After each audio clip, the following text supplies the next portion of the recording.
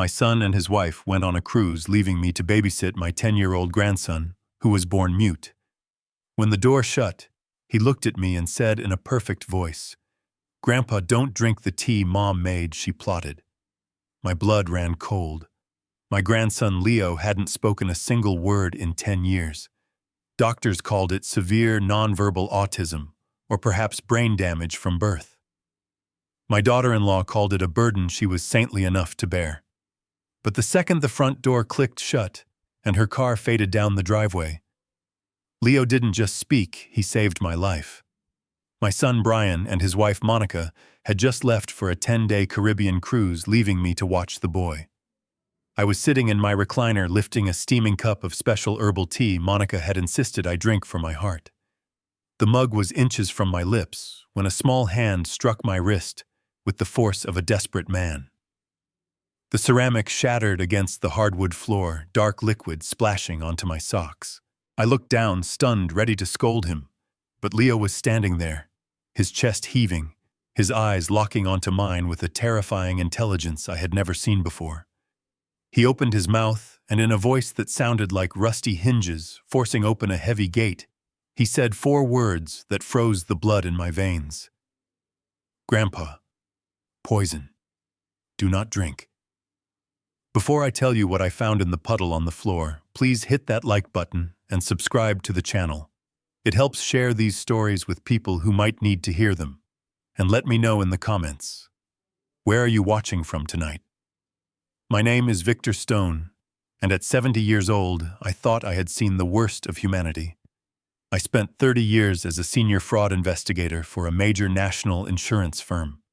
I have seen grieving widows who practiced their crying in bathroom mirrors and loving husbands who cut brake lines for a payout.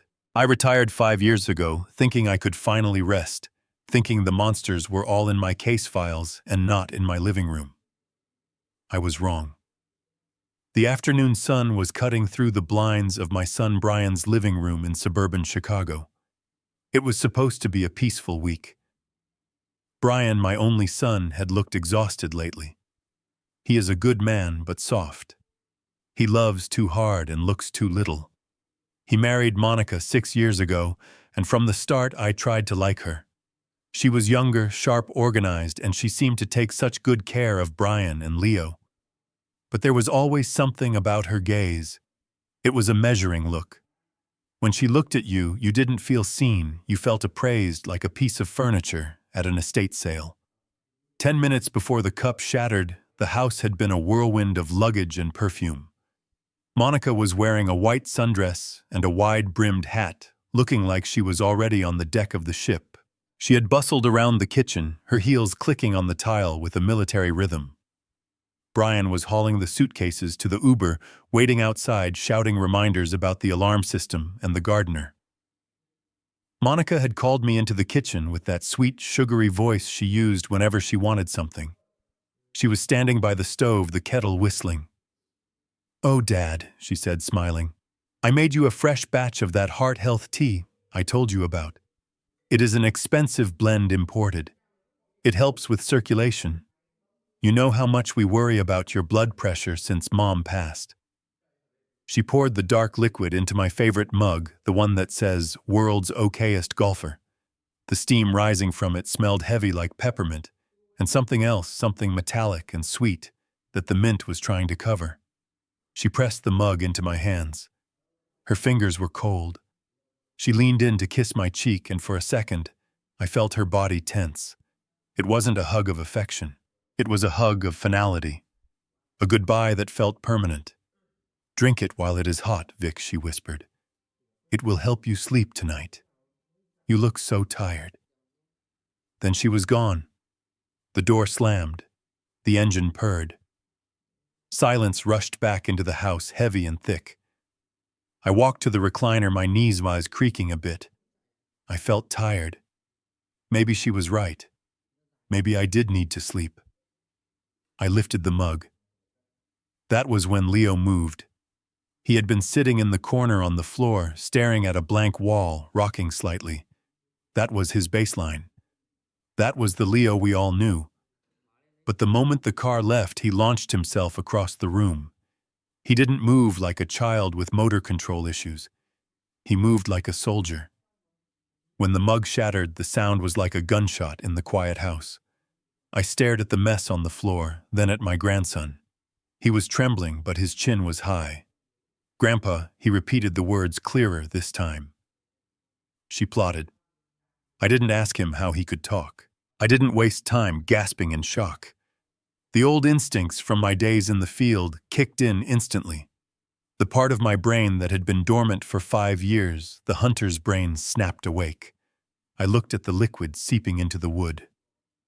"Why do you say that, Leo?" I asked, my voice steady, though my heart was hammering against my ribs. Leo pointed a shaking finger at the puddle. "Not tea. Antifreeze. And monk's hood root." She boiled it down. I stared at him. A 10-year-old boy shouldn't know what monk's hood is. A 10-year-old boy shouldn't know the word antifreeze. But Leo wasn't looking at the wall anymore. He was looking at me with eyes that had seen too much. "She tested it on the neighbor's cat last week," Leo whispered. "The cat went to sleep and didn't wake up. She put it in the trash." My stomach turned over. I remembered Monica complaining about a stray cat and how she had taken care of it. I had assumed she called animal control. I stood up, careful not to step in the puddle. I reached into my pocket and pulled out a clean handkerchief. I didn't wipe the mess. I went to the kitchen, found a small glass jar, and carefully soaked up the liquid with the cloth, squeezing it into the jar. Then I sealed it tight. Evidence. Rule number 1 of investigation: secure the evidence. I looked at Leo. The boy was still standing there, waiting for me to understand the magnitude of what was happening.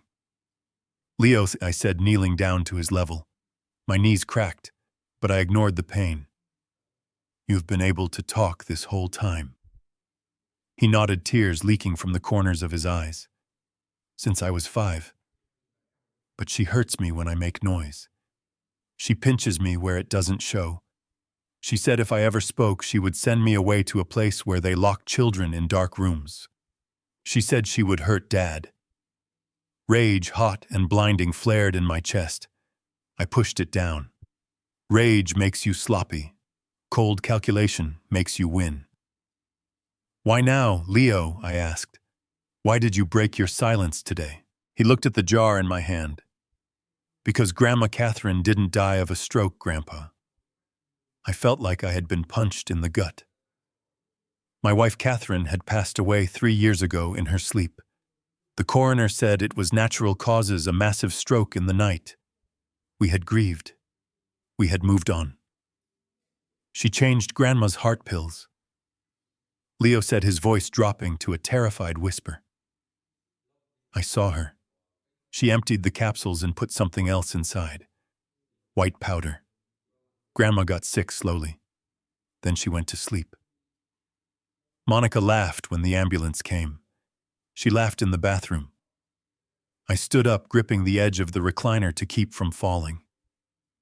My Catherine, my beautiful, kind Catherine, hadn't left me. She had been taken. And I had been sleeping under the same roof as her executioner. I had eaten dinner with her. I had let her hug me. I looked at the clock on the wall. It was 4 in the afternoon. Monica and Brian would be boarding the ship in 2 hours. Once they were in international waters, Brian was the next target. Leo grabbed my hand again. His grip was surprisingly strong. Grandpa, look at the smoke detector in the kitchen. And the teddy bear in the den. What about them? I asked. Cameras, Leo said. She is watching. She wants to see you fall. She wants to see the tea work. I looked up at the smoke detector. A tiny, almost invisible red light blinked. It wasn't the power light. It was a recording light. I realized then that this wasn't just an attempted murder. It was a show. She wanted to verify the kill. My phone buzzed in my pocket. It was a video call request from Monica. Leo's eyes went wide. She wants to check, he hissed. I looked at the shattered cup on the floor. I looked at the jar in my pocket. I looked at my grandson, who had lived in a prison of silence for half his life to survive this woman. "I am not going to die today, Leo," I said, my voice dropping to that low growl I used to use when interrogating a suspect who was lying to my face. "And neither is your father." I accepted the call. But before the screen connected, I ruffled my hair to look disheveled. I slumped my shoulders.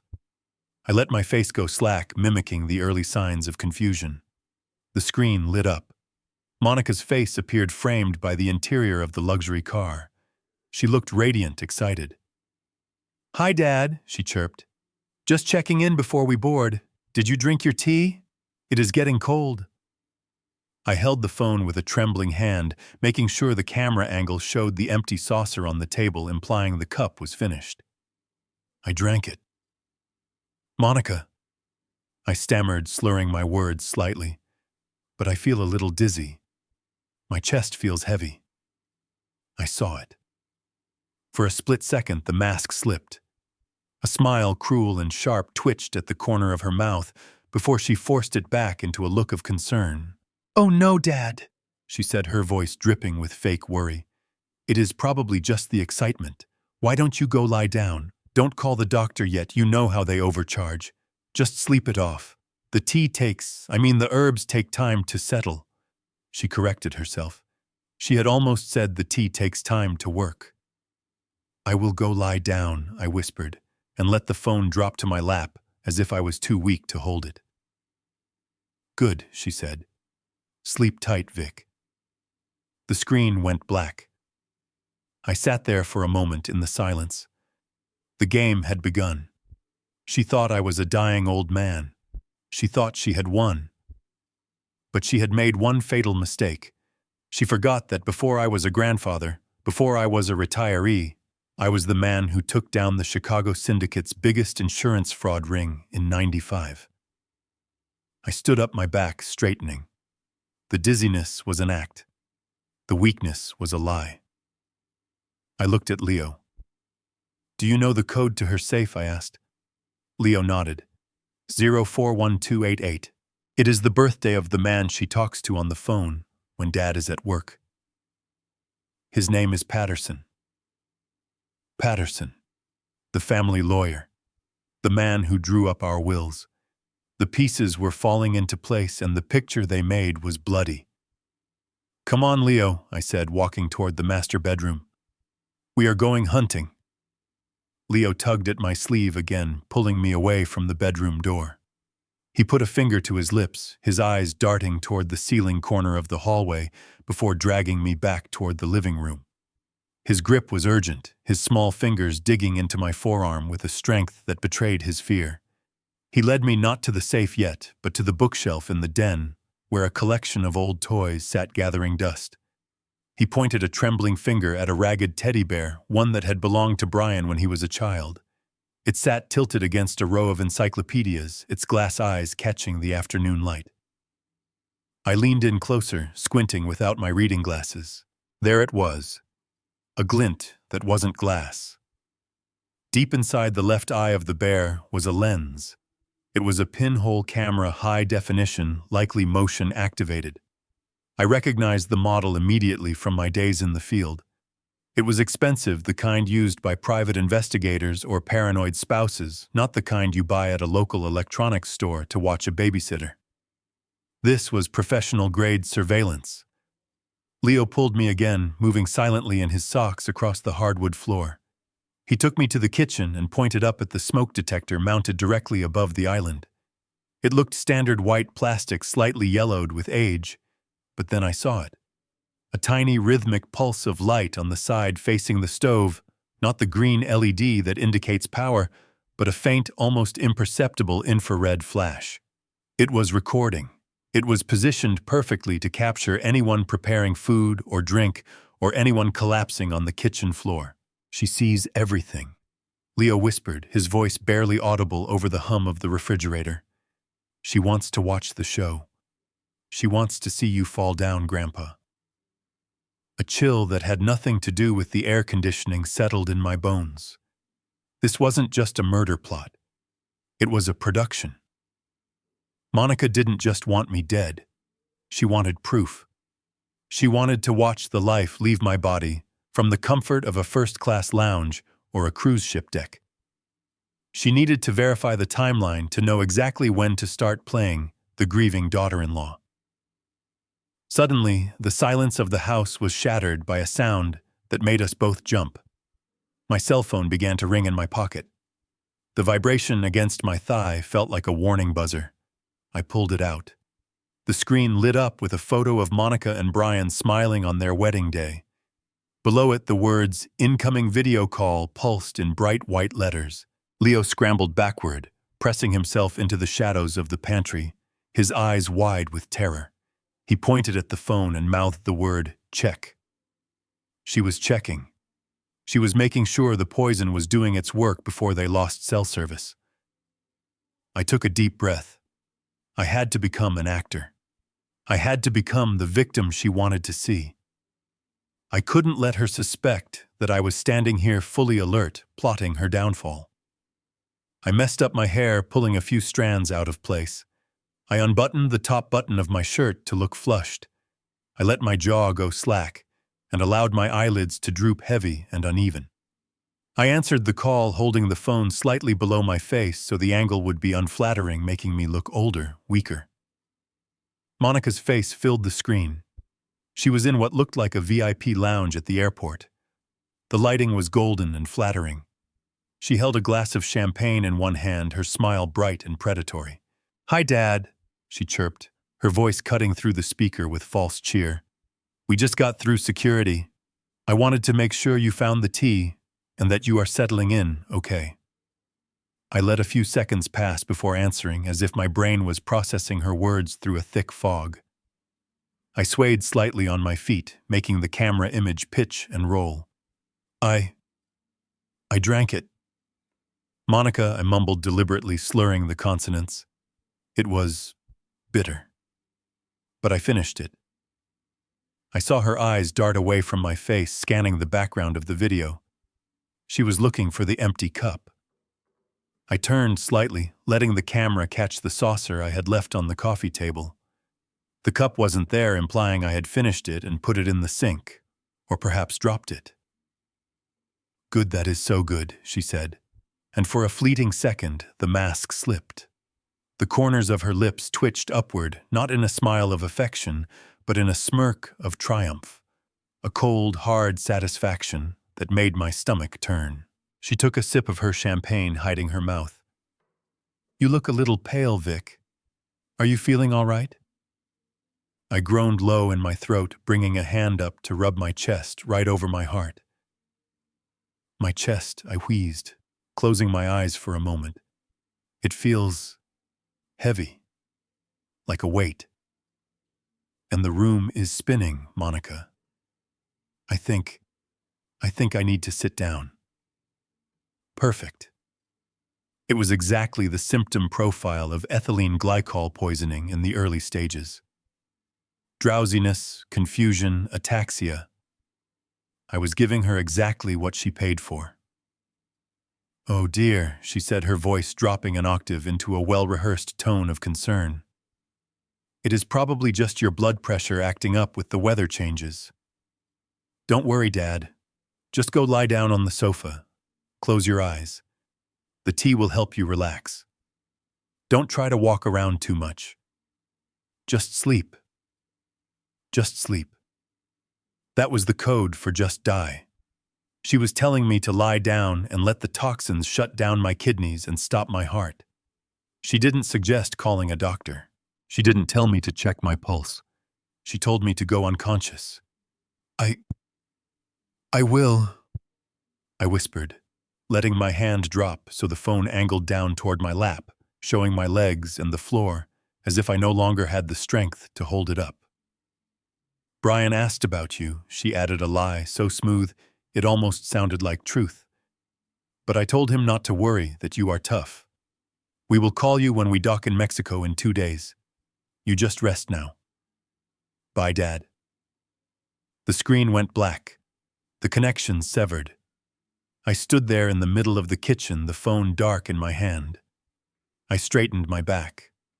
The slur vanished. The confusion evaporated. I looked at the black reflection of the screen. She thought it was over. She thought the old man was stumbling toward the couch to breathe his last breath while she sipped champagne and sailed into the sunset. She had no idea. I turned to the pantry. Leo was peeking out, his small face pale. He had watched the whole performance. He knew exactly what had just happened. "Did she believe you, Grandpa?" he asked, his voice steady now. I looked at the smoke detector again, then at the teddy bear in the other room. I knew she would be checking the feeds next. She would want to see the finale. "She believed me, Leo," I said, pocketing the phone. "But now we have to give her the rest of the show. She is going to be watching these cameras, so we have to make sure she sees exactly what she expects to see." I walked over to the counter and grabbed a heavy cast-iron skillet. I looked at Leo. "I am going to make a loud noise, Leo. I am going to fall. You need to stay in the pantry until I say it is safe. Do you understand?" He nodded. I moved into the living room, directly into the field of view of the teddy bear camera. I let my body go limp, not the fake limp of the video call, but the dead weight of a falling body.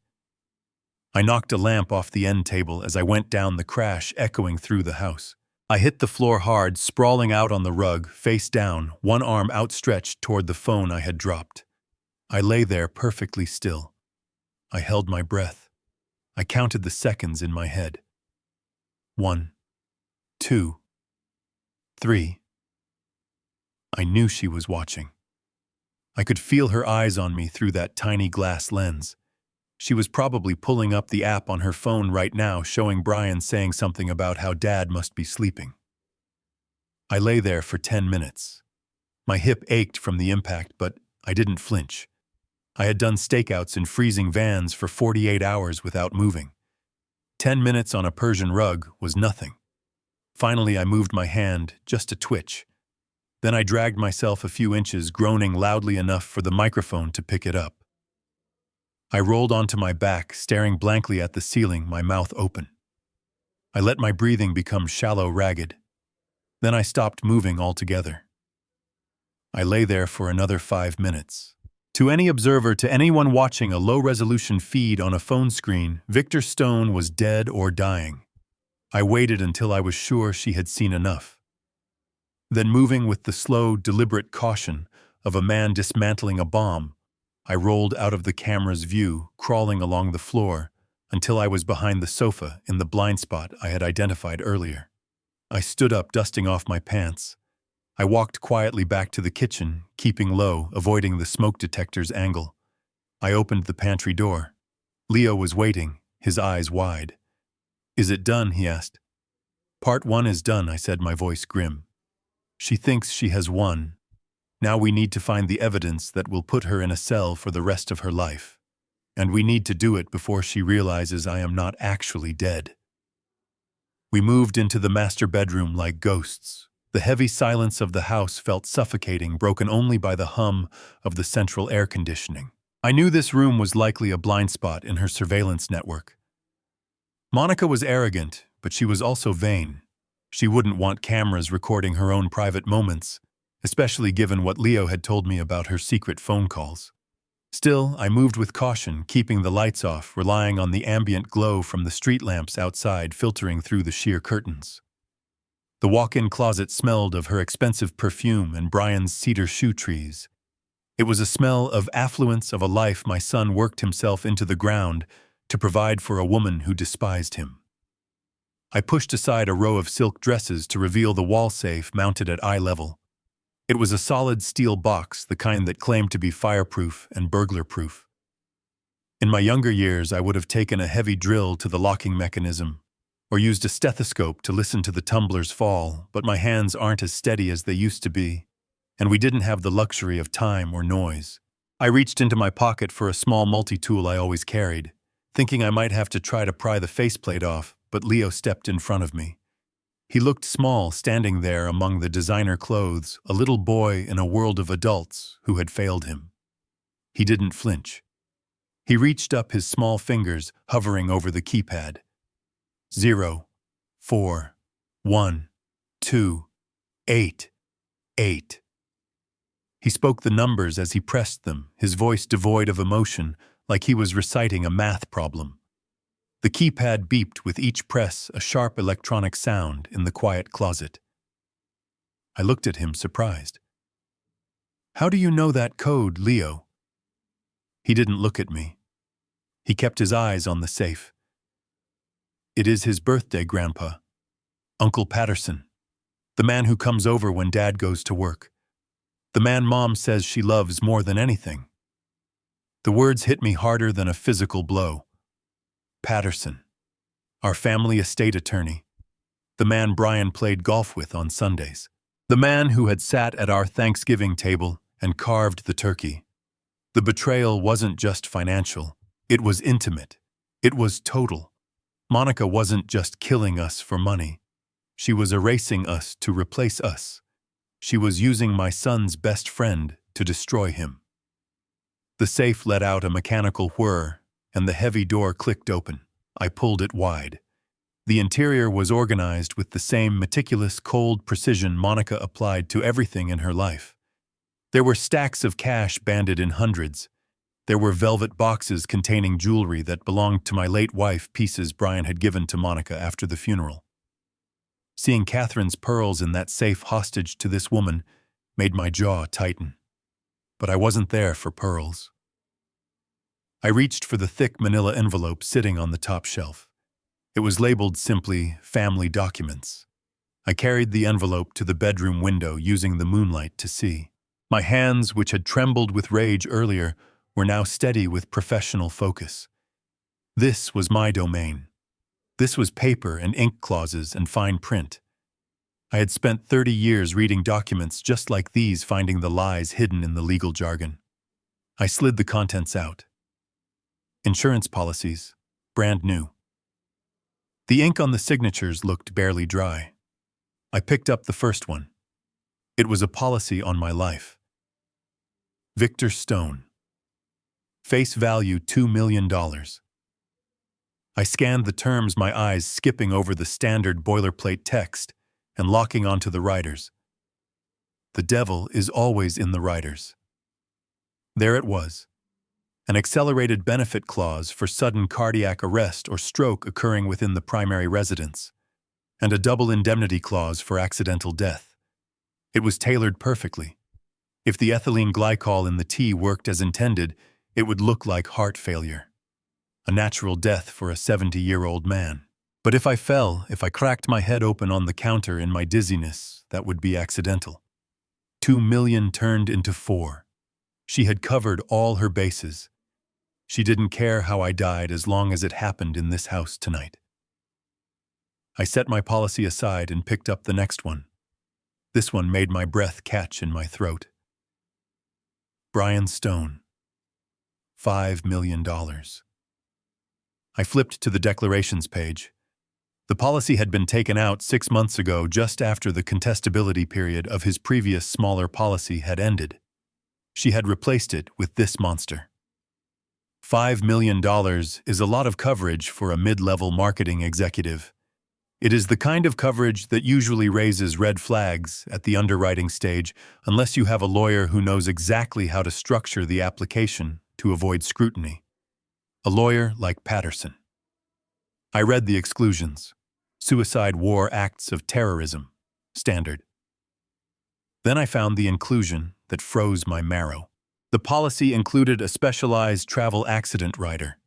It paid out 100% of the face value, plus an additional 50% if the death occurred during international travel or in international waters. $7.5 million if Brian died on that cruise. I did the math in my head. My $2 million. Brian's $7.5 million. Plus the house, the savings, the retirement accounts. Monica was looking at a payday of over $10 million.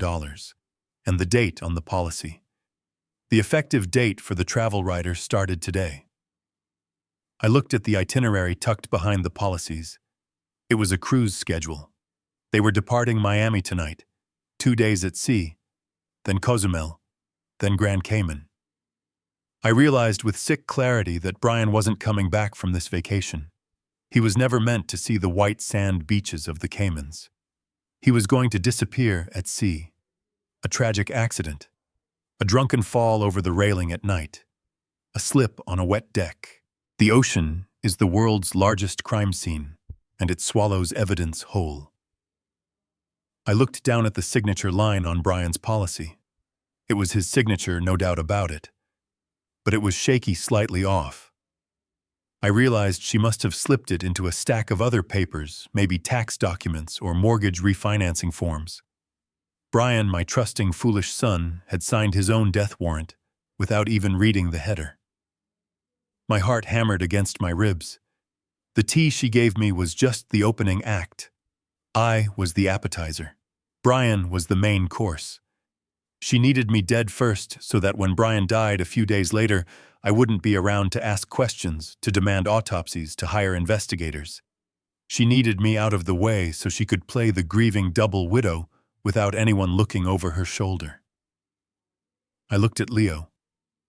He was watching me, his face pale in the moonlight. He knew. He didn't need to read the legal language to understand that his mother was a predator.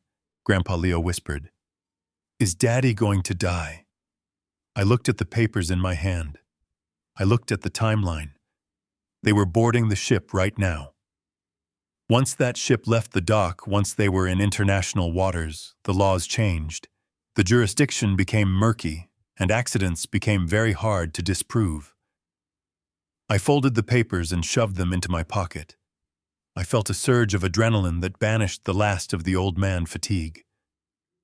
"No," I said fiercely, "he is not." I thought about Brian. He was soft. He let Monica walk all over him. He had let her push me out of his life. He was a fool for love, blind to the viper in his bed. But he was my son. He was the boy I taught to ride a bike. He was the man who gave me this grandson. I realized then that Brian's time wasn't measured in years or months anymore. It was measured in hours. The moment that ship hit open water, the clock would run out. Monica wouldn't wait. She was impatient. She was greedy. And she thought she was safe. "We have to go, Leo," I said, my voice rough. "We have to get out of this house before she checks the cameras again and sees that I am not in the living room, playing dead." I grabbed the car keys from the dresser. I didn't care about the cameras anymore. The charade was over. We were in a race now, a race against a ship sailing into the dark. I needed to make a call. Not to the police. The local police would take a report, they would file paperwork, they would say it is a civil matter until a crime is actually committed. By the time they contacted the cruise line, Brian would be fish food. No. I needed someone who could move faster than the law. I needed the kind of help you don't find in the yellow pages. I took Leo's hand, and we walked out of the bedroom past the cameras that watched us with unblinking glass eyes. I stared directly into the lens of the smoke detector as we passed through the kitchen. I didn't stumble. I didn't act sick. I let her see me. I let her see the rage in my eyes. Let her panic. Let her wonder. A panicked killer makes mistakes, and I was counting on her making one. We walked out into the cool night air. I buckled Leo into the passenger seat of my old sedan. I pulled out my phone and dialed the number of the only man I knew who could analyze a poison in the middle of the night and who knew how to stop a murder that hadn't happened yet. Doc Weaver. He was a disgraced coroner, a man who had lost his license for drinking on the job, but he was still the best toxicologist I had ever known, and he owed me a favor. I started the engine. The tires screeched as I backed out of the driveway. We weren't just running away. We were going to war. The city changed as we drove south. The manicured lawns and security gates of the suburbs gave way to cracked pavement and streetlights that flickered with a dying yellow buzz. I kept one eye on the rearview mirror, checking for a tail, even though I knew Monica was likely already at the airport sipping another glass of champagne.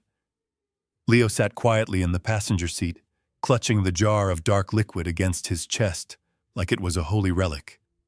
He didn't look scared anymore. He looked focused. He looked like my partner. We pulled up to a small, dilapidated bungalow on the edge of the industrial district. The windows were boarded up with plywood, and the porch sagged under the weight of years of neglect, but I knew that the exterior was just camouflage. Doc Weaver didn't want visitors. He wanted to be left alone with his ghosts and his chemistry sets. I killed the engine and looked at Leo. "Stay close to me," I told him. "The man we are going to see is brilliant, but he has his demons."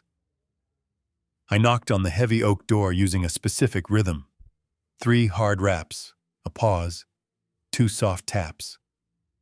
A moment later, the peephole slid open and a bloodshot eye stared out at us. The smell of cheap gin and formaldehyde drifted through the crack.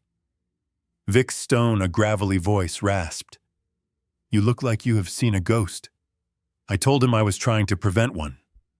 The door unlocked with the heavy clank of multiple deadbolts. Doc Weaver stood there in a stained undershirt and pajama pants, but his hands were steady. He had been the chief medical examiner for the city for 15 years until the bottle took his career, but it didn't take his genius. He ushered us inside. The living room was a mess of old newspapers and takeout boxes, but he led us straight to the basement door.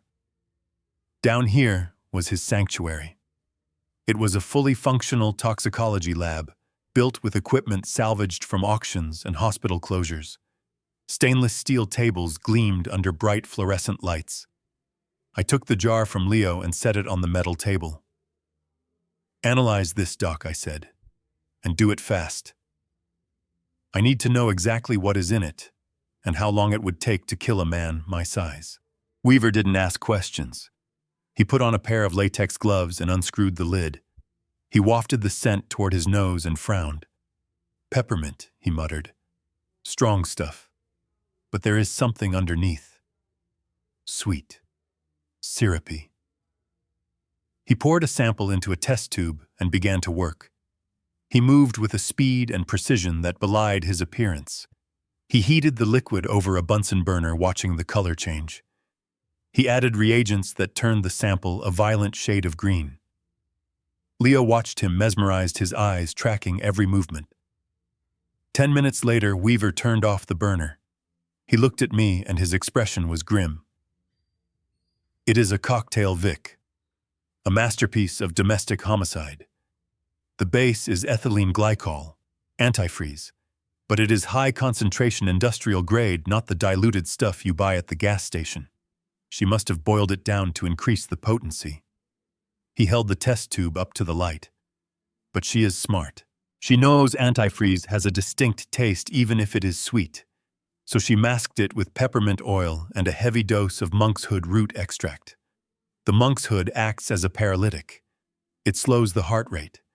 It mimics the symptoms of cardiac arrest." I felt a cold sweat break out on my forehead. "How fast?" I asked. Weaver looked me up and down, assessing my weight and age.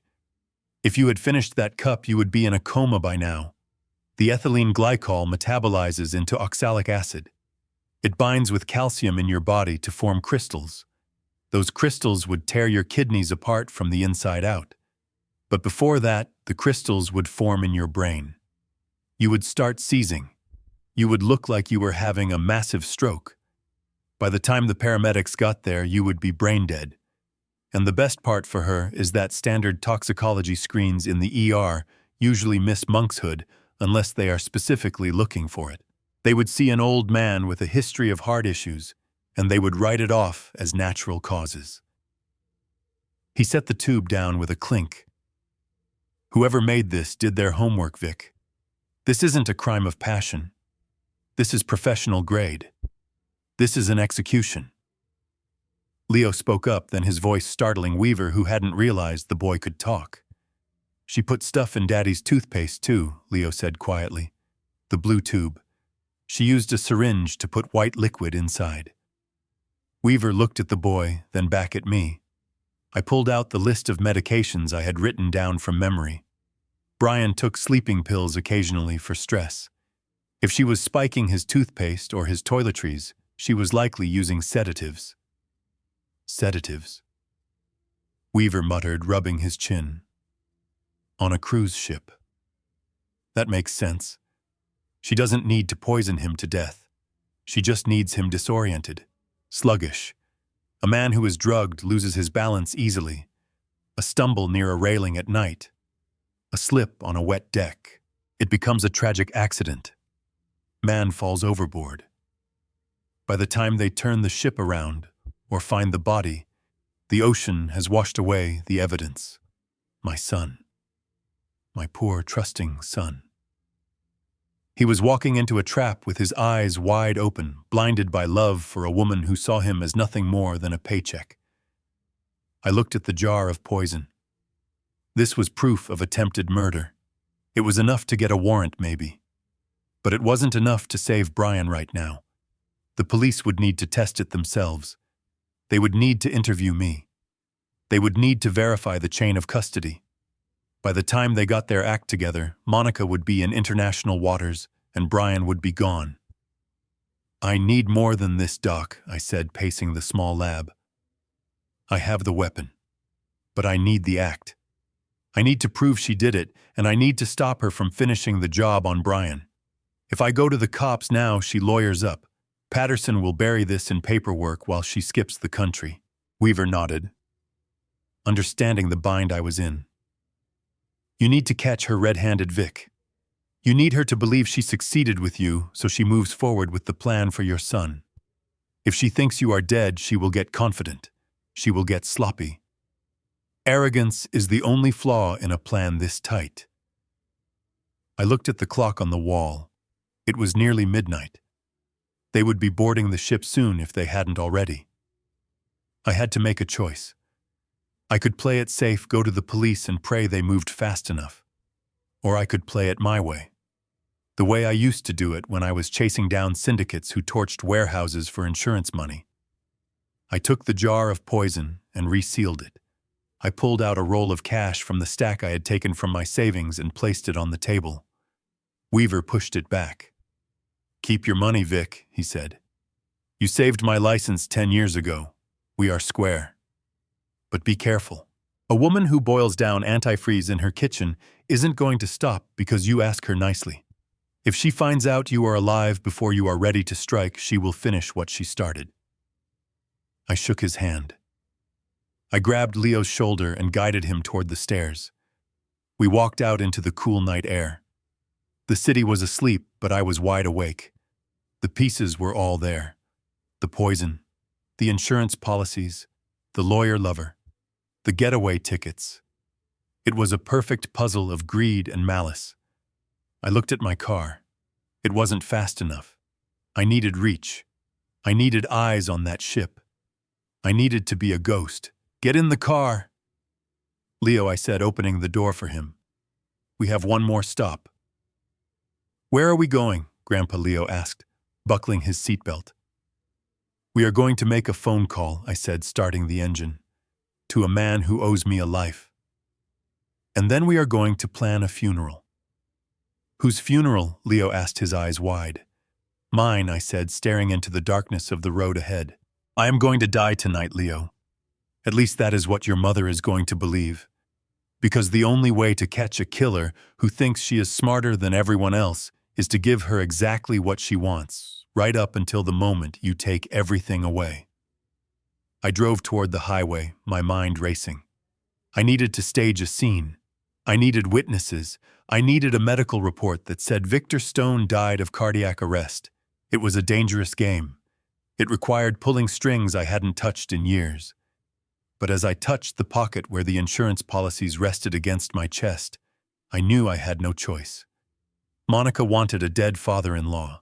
I would give her one, and then would rise from the grave to drag her down to hell. I drove to a secluded payphone outside a 24-hour diner.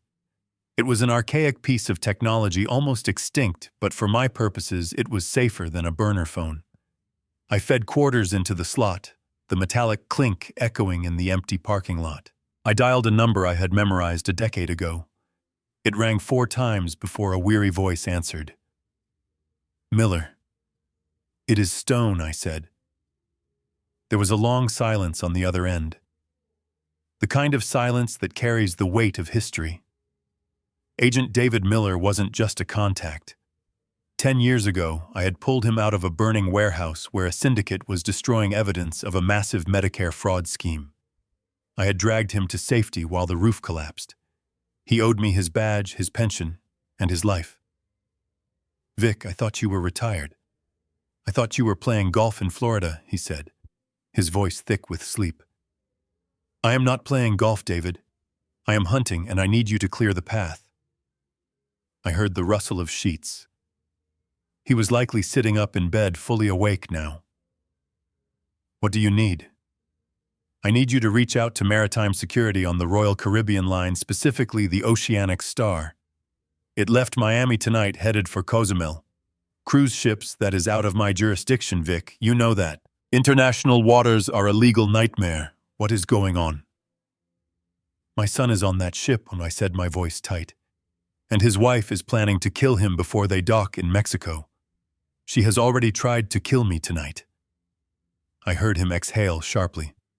"Attempted murder. Call the local PD. Get a warrant." "I do not have time for warrants, David," I shouted, slamming my hand against the booth. "She poisoned me. She has a $5 million policy on him with a travel writer. She's going to push him over the rail or drug him into a coma. If I go through channels, he is dead. I need eyes on that cabin. Now. I cannot just call a ship captain and tell him to watch a passenger without cause. Vic, there are protocols, there is red tape. If I make that call and nothing happens, I lose my job." I leaned into the receiver. I let the old anger surface, the cold, hard edge that used to make suspects sweat. "Do you remember the warehouse, David? Do you remember who pulled the beam off your leg? Do you remember who carried you out when the smoke was filling your lungs?" "I remember, Vic, you know I do." "Then listen to me. If you do not make this call, I am going to handle this my way.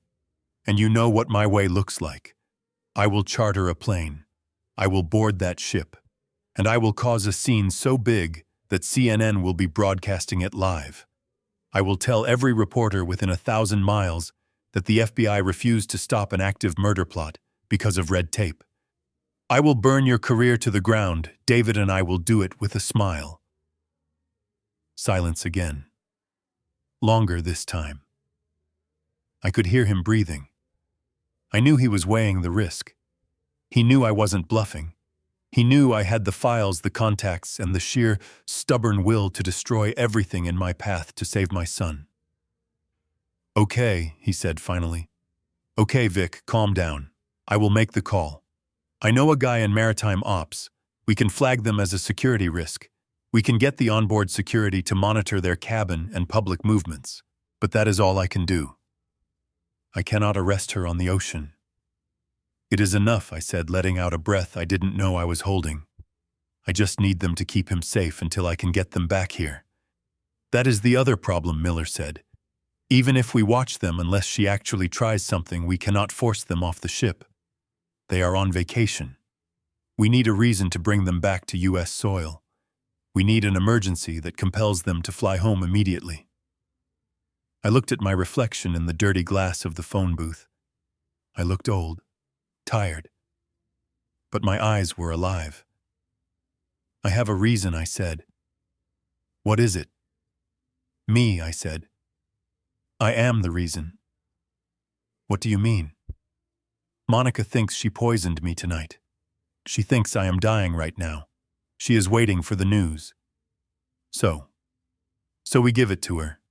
I need you to put out a notification. Get into the medical database. Create a record. Victor Stone. Admitted 11:45 p.m. Cause of death, massive cardiac arrest secondary to hypertensive crisis. Vic. You want me to fake your death. I want you to make it official. I want a notification sent to her phone. I want the cruise line to receive an emergency message for passengers Brian and Monica Stone. Family emergency, father deceased. Please return home for arrangements. That is fraud, Vic.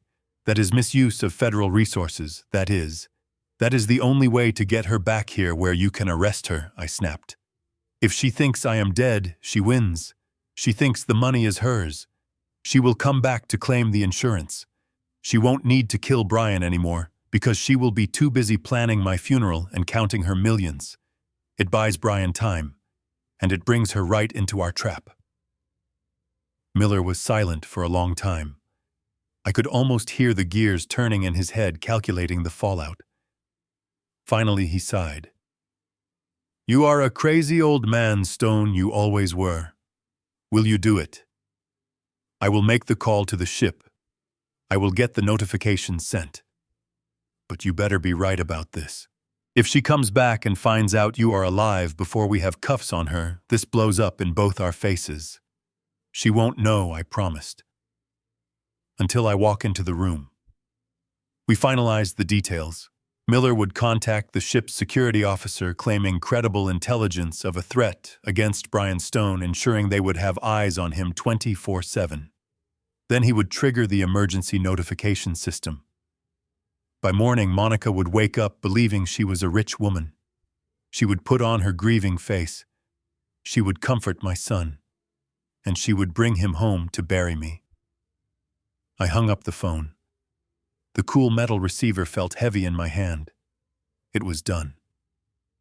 I had just erased myself from the world of the living. I walked back to the car where Leo was waiting.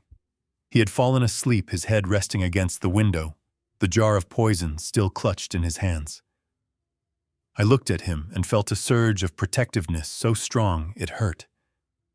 I was doing this for him, to ensure he didn't grow up an orphan, to ensure he didn't grow up with a mother who looked at him like a mistake. I started the car and drove toward my house. I had one last performance to give. I had to stage the scene. I had to make sure that if she checked the cameras one last time, she saw exactly what she expected. A tragedy. An ending. I didn't know it then, but the hardest part wasn't going to be playing dead. It was going to be watching my son grieve for a father who was still standing right in front of him. But it was the only way. To catch a monster, you have to become a ghost.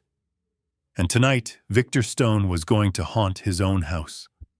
The plan was in motion. The trap was set. Now all I had to do was wait for the widow to come home to collect her prize. I pulled into the driveway, killing the headlights. I took a deep breath. It was time to die. I stepped out of the car, leaving Leo sleeping soundly in the passenger seat, with the doors locked and the windows cracked. I stood on the front porch for a moment, taking a deep breath of the cool night air. It tasted like freedom, but it also tasted like fear.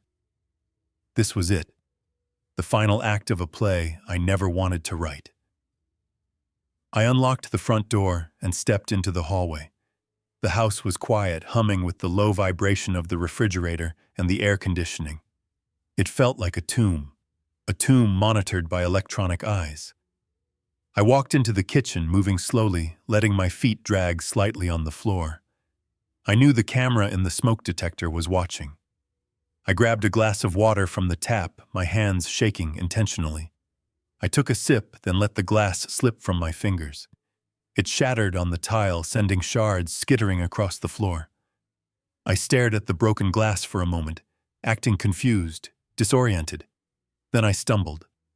I grabbed the back of a heavy wooden chair and pulled it down with me as I fell to my knees. The chair clattered loudly against the island. I let out a groan, a sound of genuine pain mixed with the performance. My hip throbbed from the earlier fall, and now my knees were screaming in protest.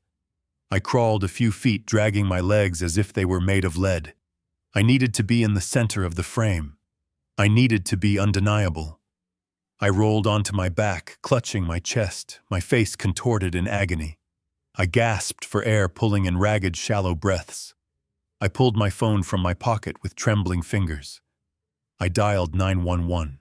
I knew Miller had intercepted the dispatch protocols for this address. The call wouldn't go to the general switchboard. It would go to a secure line he had set up. 911, what is your emergency? A calm voice answered. It wasn't the usual dispatcher. It was Miller himself. Help me. I wheezed into the phone, letting the device slip slightly from my grip. Chest. Pain. Can't breathe. I have your location, Mr. Stone, Miller said, his voice professional but tight. The unit is 2 minutes out. They know the drill. Make it look real, Vic.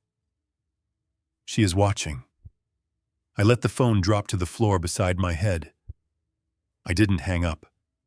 I wanted the line to stay open.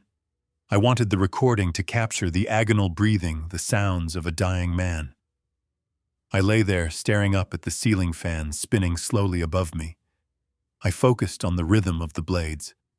Whoosh, whoosh, whoosh. I thought about Catherine. I thought about how she must have felt in those final moments, betrayed by the woman she welcomed into our home. I channeled that grief, that helplessness into my performance. I let the tears come. Sirens wailed in the distance, growing louder and louder, until they filled the house with a chaotic red and blue strobe light that danced across the walls. The front door burst open. 2 paramedics rushed in carrying a heavy gear bag and a portable defibrillator. They were young, sharp, and moving with a sense of urgency that looked terrifyingly real. The lead paramedic, a tall woman with her hair pulled back in a tight bun, knelt beside me. She placed 2 fingers on my carotid artery. Mr. Stone, she whispered, her lips barely moving. Agent Miller sent us. You are doing great. Just stay limp. I gave a microscopic nod and let my eyes roll back in my head. She immediately shouted to her partner. We have a code blue. No pulse. Start compressions. Her partner, a stocky man with a beard, ripped open my shirt, sending buttons flying. He placed his hands on my chest and began to push.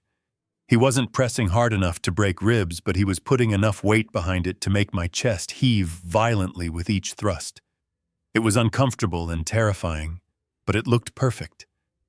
To anyone watching on a camera feed, it looked like a desperate battle to restart a stopped heart. They worked on me for 5 minutes, right there on the kitchen floor. They shouted medical jargon back and forth. Epinephrine, charged to 200, clear. My body jerked as they simulated the shock. It was a masterpiece of theater. Finally, the woman shook her head. We need to transport, she yelled. Load him up. They lifted me onto the backboard. I made myself dead weight, letting my arms dangle, my head loll to the side. They strapped me down tight, the Velcro tearing loudly in the silence. They lifted the gurney and wheeled me out of the house at a run. The cool night air hit my face as we exited the front door. The neighborhood was awake now. Porch lights were flicking on up and down the street. Neighbors were peering out of their windows, drawn by the lights and the noise. Good. Witnesses. More eyes to confirm the tragedy. They loaded me into the back of the ambulance and slammed the doors shut. The engine roared to life and we sped away, the siren screaming into the night. Inside the ambulance, the woman stopped the compressions immediately. She sat back on the bench, wiping sweat from her forehead. You can relax now, Mr. Stone, she said, her voice dropping to a normal volume. We are clear of the cameras. I took a deep, shuddering breath, sitting up slightly against the straps. Did it look real? I asked. It looked terrifying, she said with a grim smile. If I didn't know better, I would have called it myself. We are taking you to a secure holding area at St. Jude's. Agent Miller is meeting us there. He has already updated the official logs. As far as the world is concerned, you flatlined at 11:47 p.m. I lay back down, closing my eyes. The adrenaline was starting to fade, leaving behind a bone-deep exhaustion. But my mind was still racing. I pictured Monica. She was thousands of miles away, sitting in her luxury cabin, or maybe at the ship's bar, holding her phone. She would have received the motion alert when I fell. She would have opened the app. She would have seen the stumbling, the fall, the shattered glass. She would have watched the paramedics work on her father-in-law, seeing his chest heave, seeing the defibrillator jolt his body. She would be smiling. I imagined her turning to Brian, her face a mask of shock and grief, while inside she was popping champagne corks. She would tell him something terrible had happened. She would hold him while he cried, all the while calculating her share of the inheritance. She would feel safe, invincible. The old man was gone.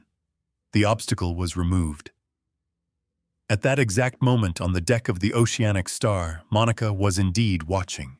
She sat on a lounge chair away from the crowds, the ocean breeze whipping her hair. Her phone glowed in the darkness. She watched the playback of the ambulance pulling away the lights fading down the street. She watched the neighbors gathering on the lawn, pointing and talking. She paused the video on the frame where my arm dangled lifelessly off the side of the gurney. She zoomed in. She looked for any sign of movement, any hint of life. There was none, just a gray stillness. She exhaled a long, slow breath of relief. It was done. The tea worked. The old fool had drunk it down and his heart had given out just like she planned. No messy autopsies, no questions, just a sad, sudden end for a grieving widower. She closed the app and opened her messages. She typed a quick text to Patterson. "It is done.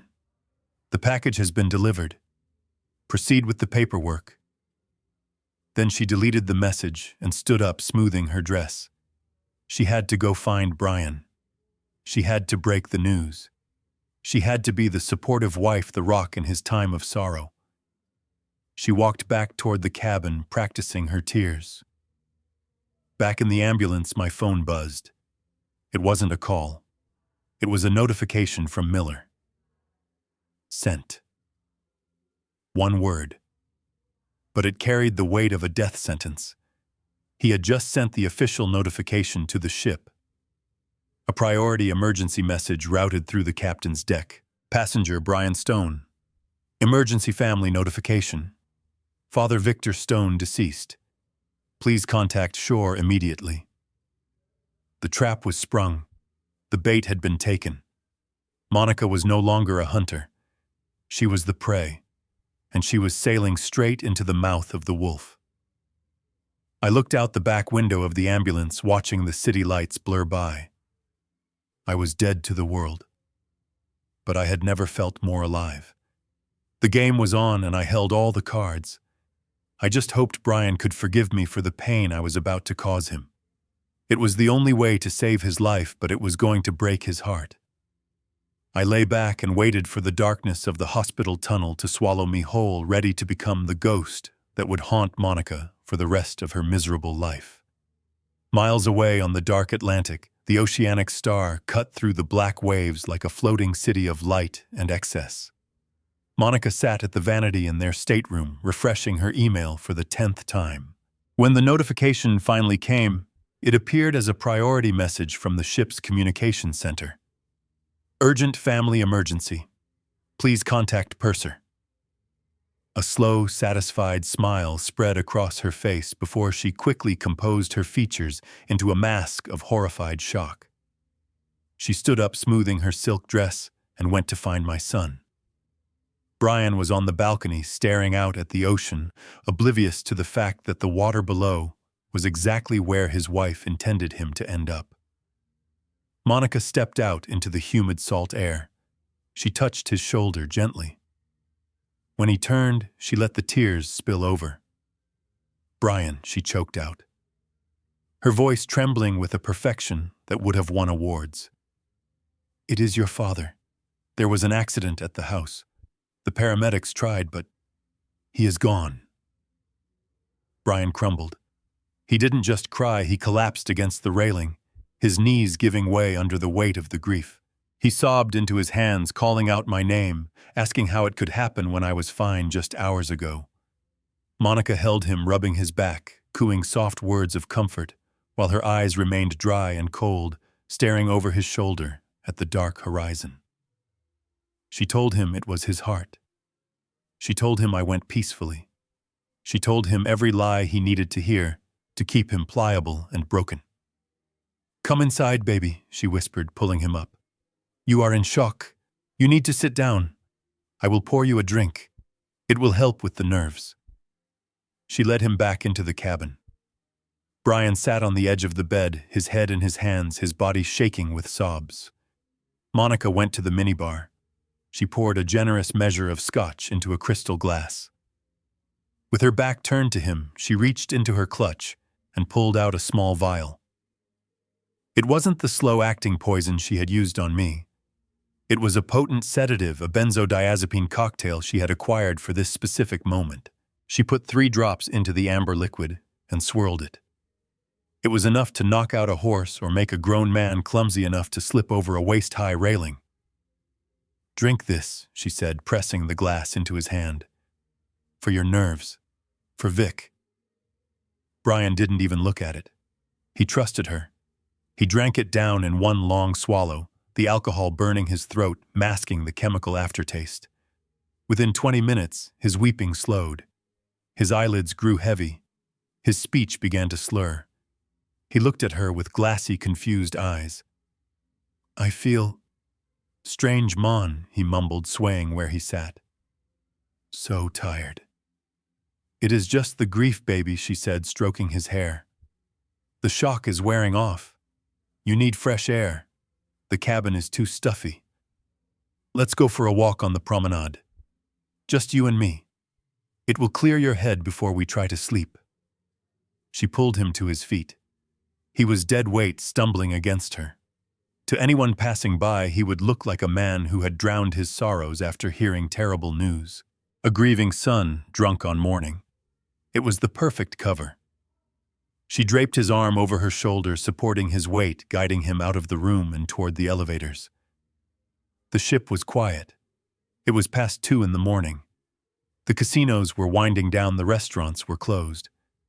Monica avoided the main thoroughfares, guiding him toward the upper deck, toward a secluded stretch of maintenance walkway that she had scouted on the deck plans hours earlier.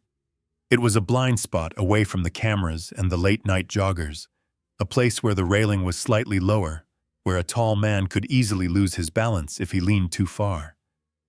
The wind whipped at their clothes as they stepped onto the open deck. The ocean roared below, a black abyss churning with white foam. Brian stumbled, his legs tangling. "Mon," he groaned. "I want to go back. I don't feel good." "Just a little further, baby." Monica urged, her voice tight with anticipation. "Just to the rail. Look at the water. It is so peaceful." She dragged him to the edge. Brian slumped against the metal railing, his upper body hanging dangerously over the side. He was barely conscious now, the drugs pulling him down into the dark. Monica looked left, then right. The deck was deserted. The only witness was the moon. This was it. The second payout. The $5 million push. She stepped back, bracing her legs. She placed her hands flat against his back. One hard shove. That was all it would take.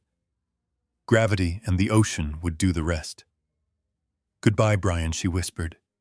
She tensed her muscles, ready to strike. Suddenly, the night exploded with light. Floodlights from the deck above snapped on, bathing them in a blinding white glare that bleached the color from the world. A siren chirped once, short and sharp. Monica froze, her hands still hovering inches from my son's back.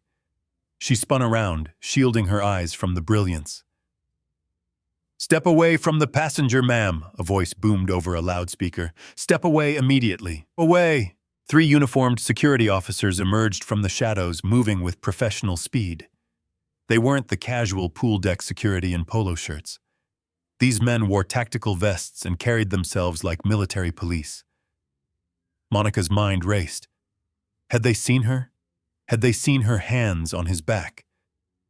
She quickly shifted her stance, grabbing Brian's arm as if she were trying to pull him back, not push him over. "He is sick," she shouted over the wind, trying to regain control of the narrative. "My husband is sick. I was trying to help him. He was leaning too far." The lead officer didn't slow down. He reached them in seconds, pulling Monica away from Brian with a firm grip. 2 other officers grabbed Brian, hauling him back from the edge and supporting his sagging weight. "He is intoxicated," the officer said, his voice flat and unyielding. "We have been monitoring him on CCTV. He is exhibiting signs of severe impairment." Monitoring. The word hit Monica like a physical blow. They had been watching. Since when? "My father-in-law just died," she screamed, putting on the performance of her life. "My husband is grieving. He had a few drinks. I brought him out for air. Let go of me." The officer didn't let go. He looked at Brian, whose head was lolling on his chest, drool escaping the corner of his mouth. "That isn't grief, ma'am. And that isn't just alcohol," he said. "Your husband is showing signs of a narcotic overdose. For his safety and the safety of the vessel, we are taking him to the medical center for immediate detoxification and isolation." Isolation. That meant she couldn't get to him.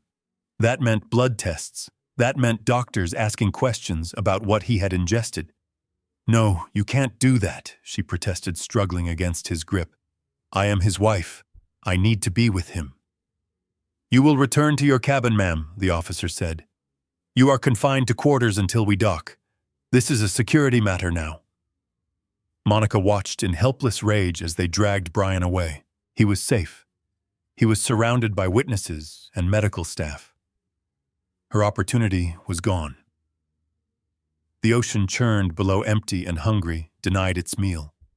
She realized with a jolt of panic that the plan was falling apart. She couldn't kill him now. Not with security watching her every move. Not with doctors analyzing his blood. But she still had me. She still had Victor Stone dead in Chicago. She still had the $2 million waiting for her. And she had to get back before anyone started asking questions about why the grieving widow wasn't rushing home. She stopped fighting. She straightened her dress and glared at the officer. "Fine," she spat. "Take him. Fix him. But get me a satellite phone. I need to call my lawyer. And I need the first flight back to Chicago as soon as we dock. I have a funeral to plan." The officer escorted her back to the cabin, standing guard outside the door. Monica paced the small room, her fingernails digging into her palms. She was furious. She was terrified. But she was also calculating. Brian survived, but he was weak. She could deal with him later. Right now, she had to secure the first bag of money. She had to bury the old man and claim her inheritance. She didn't know that as she plotted her return, she was flying straight into the arms of a ghost. She didn't know that the funeral she was rushing home to organize was actually a stage set for her own destruction. She packed her bags, throwing clothes into the suitcase with violent force. She was coming home, and she was coming for what she believed was hers. The flight back to Chicago was a blur of turbulence and tension. Monica spent the entire 4 hours gripping Brian's arm, not in comfort, but in control, steering him like a sleepwalker through customs and baggage claim. Brian was a ghost of himself, the sedatives from the ship still clouding his mind. His eyes rimmed with red, his grief a heavy blanket that smothered his questions. He stumbled into the house, the place that had been his childhood sanctuary, and collapsed onto the living room sofa, staring blankly at the wall where a family photo used to hang. Monica didn't sit with him. She didn't fetch him water. The moment she was sure he was incapacitated by sorrow and chemistry, she turned on her heel and marched straight for my study. She moved with the predatory efficiency of a shark sensing blood in the water. She didn't look at the spot on the floor where I had staged my death. She stepped right over it. I knew exactly what she was looking for. I had left the bait right in the center of my mahogany desk, sitting atop a stack of unpaid bills to make it look like I had been reviewing my affairs. A blue folder, crisp and official-looking. Through the hidden camera I had installed in the bookshelf, a backup Leo and I had placed before leaving, I watched her enter the room. She closed the door and lunged for the desk. She flipped open the folder. It was a last will and testament. But it wasn't the real one filed at the courthouse years ago. It was a masterpiece of fiction I had drafted with Miller's help. The language was flowery, the terms absolute. It stated that due to my son's emotional instability and lack of business acumen, I was leaving the entirety of my estate, including the house, the savings, and the insurance payouts, under the sole executorship and control of my beloved, capable daughter-in-law, Monica Stone. I watched her read it. Her eyes widened. Her breath hitched. Then a smile broke across her face that was so grotesque in its greed, it made me look away from the monitor for a second. She pressed the paper to her chest and let out a silent scream of victory. She had done it. She had won. The old man was dead, the idiot son was disinherited in all but name, and she held the keys to the kingdom. She pulled her phone from her purse, her fingers flying across the screen. She didn't call Brian. She didn't call her mother. She called Patterson. "Robert," she whispered, her voice trembling with excitement. "I found it. I found the will. It is perfect. He left me everything. Control of the trust, the house, the policy. It is all mine." She paused, listening to the voice on the other end. "Yes, I know," she hissed, glancing at the door. "But we need to move fast. I don't want an autopsy. I don't care if the death certificate says natural causes. If they look too closely, if they run a full tox screen, we can't risk it." The tea leaves trace crystals. She began to pace the room, her heels digging into the carpet. "I want a direct cremation, Robert. Immediately. I am calling the funeral home now. We will do the service tomorrow. Closed casket. I will tell Brian it was too traumatic that the heart attack ravaged him. He will believe anything right now. Just get the paperwork ready. I want that body turned to ash before anyone asks a single question." She hung up and immediately dialed another number. I watched her transformation. Her posture slumped. Her hand went to her forehead, and her voice became a tear-soaked instrument of manipulation. "Yes, this is Monica Stone," she sobbed into the phone. "My father-in-law. Yes, Victor. We just got back. It is just... We are devastated. We need to arrange the cremation as soon as possible. My husband, he just can't handle the thought of a long process. We need closure. Tomorrow. Please. Money is no object." She hung up the phone and wiped her dry eyes. She looked at the fake will one last time, smoothing the paper with a caress she had never given my son. Then she walked out of the study, composing her face into a mask of tragic resolve. She went to the living room and knelt beside Brian, taking his hand. "Oh, honey," she cooed, her voice thick with false sympathy. "I know this is hard, but I have taken care of everything. Dad, he wouldn't want us to suffer. I arranged for a beautiful service tomorrow. We will say goodbye and then we can start to heal." Brian nodded, tears streaming down his face, grateful to the woman who was currently plotting to burn the evidence of his father's murder. He had no idea that the body she was paying a premium to cremate wasn't even in the morgue. He had no idea that the urn would be filled with nothing but wood ash and lies. Monica spent the rest of the night making calls, inviting neighbors, alerting the church. She was organizing a gala of grief, a performance to cement her status as the grieving widow. She wanted a full house. She wanted everyone to see her cry so that no one would see her counting the money. She went to bed that night in my guest room, sleeping the sleep of the righteous, confident that by this time tomorrow, Victor Stone would be nothing more than dust and a memory. She was wrong. The funeral she was planning so meticulously was going to be the stage for her execution, and the guest of honor wasn't going to be lying in the casket. The scent of white lilies was thick enough to choke a horse inside the grand chapel of the Eternal Rest Funeral Home. It was a suffocating, cloying smell that was meant to mask death, but to me it smelled like victory. From my vantage point in the choir loft, hidden behind a heavy velvet curtain, I watched the performance of a lifetime unfolding below. The room was packed. Every pew was filled with neighbors, former colleagues, and distant relatives, all drawn by the sudden tragic news of Victor Stone's passing. They wore black, they dabbed at their eyes with tissues, and they whispered about what a good man I had been. But the star of the show was undoubtedly Monica. She was dressed in a black designer dress that was tasteful yet undeniably expensive, likely bought with one of Brian's credit cards just yesterday. A sheer black veil covered her face, obscuring her features, just enough to hide the lack of actual tears, but transparent enough to show the trembling of her lip. She stood by the closed mahogany casket, her hand resting on the polished wood, as if she couldn't bear to let go. It was a closed casket service, of course.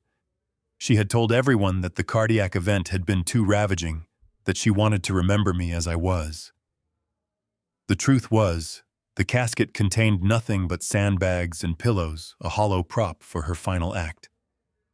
My son sat in the front row, looking like a man who had been hollowed out from the inside. Brian was pale, his eyes sunken and vacant, staring at the floor. The guilt was eating him alive. He believed he had been sipping cocktails on a cruise ship while his father died alone on the kitchen floor. He believed he had failed me. Watching him suffer was the only part of this plan that made my stomach turn, but I reminded myself that temporary pain was better than a permanent grave. He was alive. That was what mattered. Next to Brian sat Leo. We had decided he should play the part of the traumatized invalid child to lower Monica's guard completely. He was slumped in a wheelchair, a blanket over his legs, looking small and fragile. His eyes, however, were not vacant like his father's. They were sharp, focused, and locked onto his mother with the intensity of a laser sight. He watched her perform her grief, watched her accept condolences with a brave nod, watched her manipulate the room with the skill of a seasoned politician. To everyone else, he was the poor, mute grandson broken by the loss. To me, he was the ticking time bomb waiting to go off. The service droned on. The pastor, a man I had met maybe twice in my life, spoke generic words about peace and rest. He talked about my long career, my dedication to family, painting a picture of a saint I never claimed to be. Monica nodded along, occasionally letting out a soft, heartbreaking sob that made the congregation lean in with sympathy. It was perfect. It was nauseating. Then the tone shifted. Patterson stood up. He walked to the podium with a solemn, heavy gait, smoothing his tie. He was a tall man, handsome in a slick, oily way, with a voice that sounded like expensive bourbon. He wasn't just the family lawyer today. He was the grief counselor, the executor, the man taking charge of the chaos. He adjusted the microphone, his eyes meeting Monica's through her veil for a fraction of a second. A signal passed between them. It was time to close the deal. Friends, family. Patterson began, his voice deep and resonant. We are gathered here to mourn a great loss. Victor was a man of order, a man who believed in taking care of those he loved. In his final days, he expressed a desire for clarity. He wanted to ensure that his family was protected immediately, without the long, painful drag of probate. A ripple of confusion went through the room. It was highly irregular to discuss legal matters during a funeral service, but Patterson pressed on, his voice gaining authority. Victor was a practical man. He left specific instructions that upon his passing, his final wishes should be shared with his loved ones right here in the presence of God and his community to ensure immediate transition and peace for his son and daughter-in-law. He reached into his jacket pocket and pulled out the blue folder. The fake will, the bait I had planted on the desk. Monica lifted her head. This was it. This was the moment she had killed for. She dabbed her eyes with a handkerchief, but I saw the way her spine straightened. She was ready to be crowned queen. Patterson opened the folder. I, Victor Stone, being of sound mind and body, he read, do hereby leave the entirety of my estate, including all real property, liquid assets, and insurance benefits, to the sole control and executorship of my daughter-in-law, Monica Stone. I do this in recognition of her strength and her ability to care for my son, Brian, who I fear lacks the constitution to manage such a burden alone. A gasp went through the room. People turned to look at Brian. He didn't even flinch. He just nodded slowly, accepting the insult, accepting the disinheritance. He had been beaten down so long he probably believed it was true. He believed he wasn't good enough. Monica lowered her head, feigning humility. But behind the veil, I saw it. A smile. A small, tight, victorious smile that curled the corners of her mouth. She had won. The money was hers. The house was hers, and Brian was now entirely dependent on her mercy. She had pulled off the perfect crime. Patterson looked up from the paper, his face a mask of solemn duty. "It is unusual," he said, "but it is Victor's wish, and we must honor." A screech of metal against tile cut him off. The sound was sharp and jarring in the quiet chapel. Heads turned. Patterson stopped speaking. Monica looked up, annoyed that her moment of triumph was being interrupted. It was the wheelchair. Leo had released the brakes. He pushed the wheels backward, creating space between himself and the pew. The congregation watched in confusion. The poor mute boy. Was he having an episode? Did he need help? Monica hissed a whisper loud enough for the front row to hear. "Brian, grab him. He is upset. Take him outside." Brian reached out a hand, his movements sluggish. "Leo, buddy. It is okay." Leo slapped his father's hand away. The sound of the slap echoed. Then slowly, deliberately, Leo placed his hands on the armrests of the wheelchair. He pushed down. He didn't struggle. He didn't wobble. He stood up with the grace and strength of a healthy 10-year-old boy. The room went dead silent. You could hear a pin drop. Monica froze her hand halfway to her face. Her eyes went wide, staring at the son she had dismissed as broken, the son she had used as a prop for her martyrdom. Leo stepped away from the chair. He walked into the center aisle. He didn't look at the crowd. He didn't look at his father. He looked straight at the podium, straight at Patterson, and then he turned his gaze to his mother. He walked toward the microphone. His steps were heavy, rhythmic, echoing on the floorboards. Patterson stepped back, confused, unsure whether to stop the grieving child or let him have a moment. He made the mistake of stepping aside. Leo reached up and grabbed the microphone stand. He pulled it down to his level.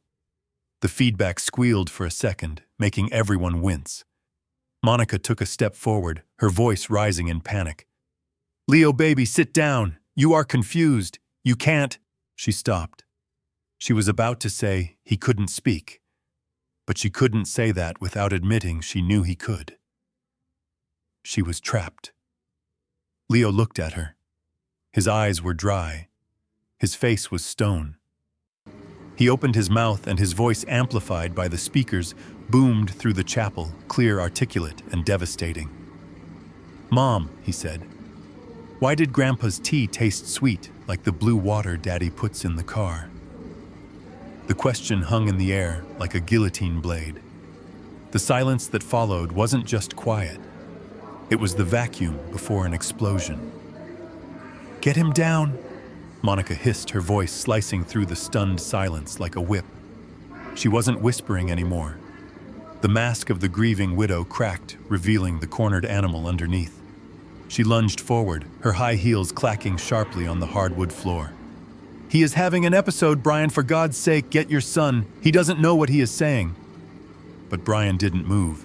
He sat frozen in the front pew, his mouth slightly open, staring at the boy who had just spoken for the first time in a decade. The boy who was supposed to be broken. The boy who was currently holding the microphone with a grip that turned his knuckles white. Leo didn't flinch as his mother approached. He didn't retreat. He leaned closer to the mic, his voice amplifying, filling every corner of the chapel, bouncing off the stained glass windows. "It was blue, Mom," Leo said, his tone terrifyingly conversational, as if he were asking about dinner. "It was blue and syrupy, just like the jug in the garage, the one with the skull on it. You boiled it on the stove. You put peppermint in it. But Grandpa's tea still smelled like the garage." A collective gasp swept through the room. It started as a low murmur and swelled into a wave of shock. People were turning to each other, eyes wide. "Did he say antifreeze?" Someone whispered in the back. "I thought the boy was mute," another said. The sympathy that Monica had cultivated for the last 24 hours was evaporating, replaced by a cold, hard suspicion. Monica stopped halfway up the aisle. Her face had drained of all color, leaving her makeup standing out like war paint on a corpse. She looked at the crowd, her eyes darting frantically. "He is lying!" she shrieked, her voice pitching up into hysteria. "He is confused, the trauma, the autism. He repeats things he hears on TV. He doesn't understand reality." She turned back to Leo, her hands curled into claws. "Get away from that microphone, Leo." Well, but Leo wasn't done. He was just getting started. He looked at Patterson, who was edging away from the podium, sweat beading on his forehead. "And Uncle Patterson," Leo said, turning his gaze to the lawyer. "Why did Mom tell you on the phone that $7 million was enough? She said $7 million was enough to go to the island. She said Daddy wouldn't need money where he was going." Patterson dropped the folder. The blue papers scattered across the floor like fallen leaves. He looked at Monica with pure terror. The secret was out. The conspiracy was being broadcast live to the entire community. Monica let out a sound that was half scream, half growl. She abandoned all pretense of decorum. She rushed the stage. She wasn't a mother anymore. She was a predator trying to silence a witness. She reached for Leo, her long nails aiming for his arm, for the microphone, for anything to stop the flow of words destroying her life. "You little brat!" she screamed. "Shut up! Shut up!" Leo didn't back down. He looked straight into her eyes, the eyes of the woman who had tormented him into silence for years, and he delivered the final blow. "I saw you practicing, Mom," he said, his voice steady, hauntingly calm. "In the bathroom mirror, before the boat trip. You stood there and you put your hands out." Leo mimicked a shoving motion, his small hands pushing against the air. "You pushed the air and you laughed. You said, 'Oops, slippery deck. Bye-bye, Brian.' Why did you want to push Daddy into the water?" The room erupted. The murmurs turned into shouts. People stood up in the pews. Brian stood up, his face a mask of horror. The fog of the sedatives was clearing, burned away by the adrenaline of the truth. He looked at his wife, really looked at her, and saw the monster beneath the veil. "Monica," Brian choked out, his voice cracking. "What is he talking about?" Monica spun around, her chest heaving. She looked at the crowd, at Brian, at the lawyer cowering in the corner. She realized she had lost control of the narrative. She realized the stage she had built was collapsing under her feet. "He is crazy!" she yelled, pointing a shaking finger at Leo. "He is making it up. He hates me. He has always hated me because I'm not his real mother. Don't listen to him. He is sick." She turned back to Leo, her eyes wild. "I will send you away," and she hissed low enough that the mic barely caught it, but loud enough for me to hear from the choir loft. "I will lock you up where no one will ever find you." She reached for him again, grabbing the microphone stand, trying to wrestle it away. The feedback screeched again, a piercing wail that made everyone cover their ears. It was chaos. It was madness. It was the end of her world. And then it happened. The heavy oak doors at the back of the chapel, the ones that had been closed to seal in the grief, burst open with a thunderous boom. They hit the walls with such force that the sound eclipsed the chaos inside. A gust of cold wind swept into the room, carrying the scent of rain and ozone. It swirled the flower petals on the floor. It fluttered the edges of the fake will scattered near the podium. It caught Monica's veil, whipping it around her face. Every head turned. The shouting died. The silence returned, heavier than before. Monica froze her hand, still gripping the microphone stand. She looked toward the doors, her eyes widening in a terror that went beyond the fear of prison. Silhouetted against the bright daylight outside, a figure stood in the doorway. He was tall. He was dressed in a dark suit. He leaned on a cane, not out of weakness, but out of authority. Monica blinked. She shook her head. It couldn't be. She had seen the ambulance. She had seen the body. She had the death certificate in her purse. But the figure took a step forward, stepping out of the blinding light and into the gloom of the chapel.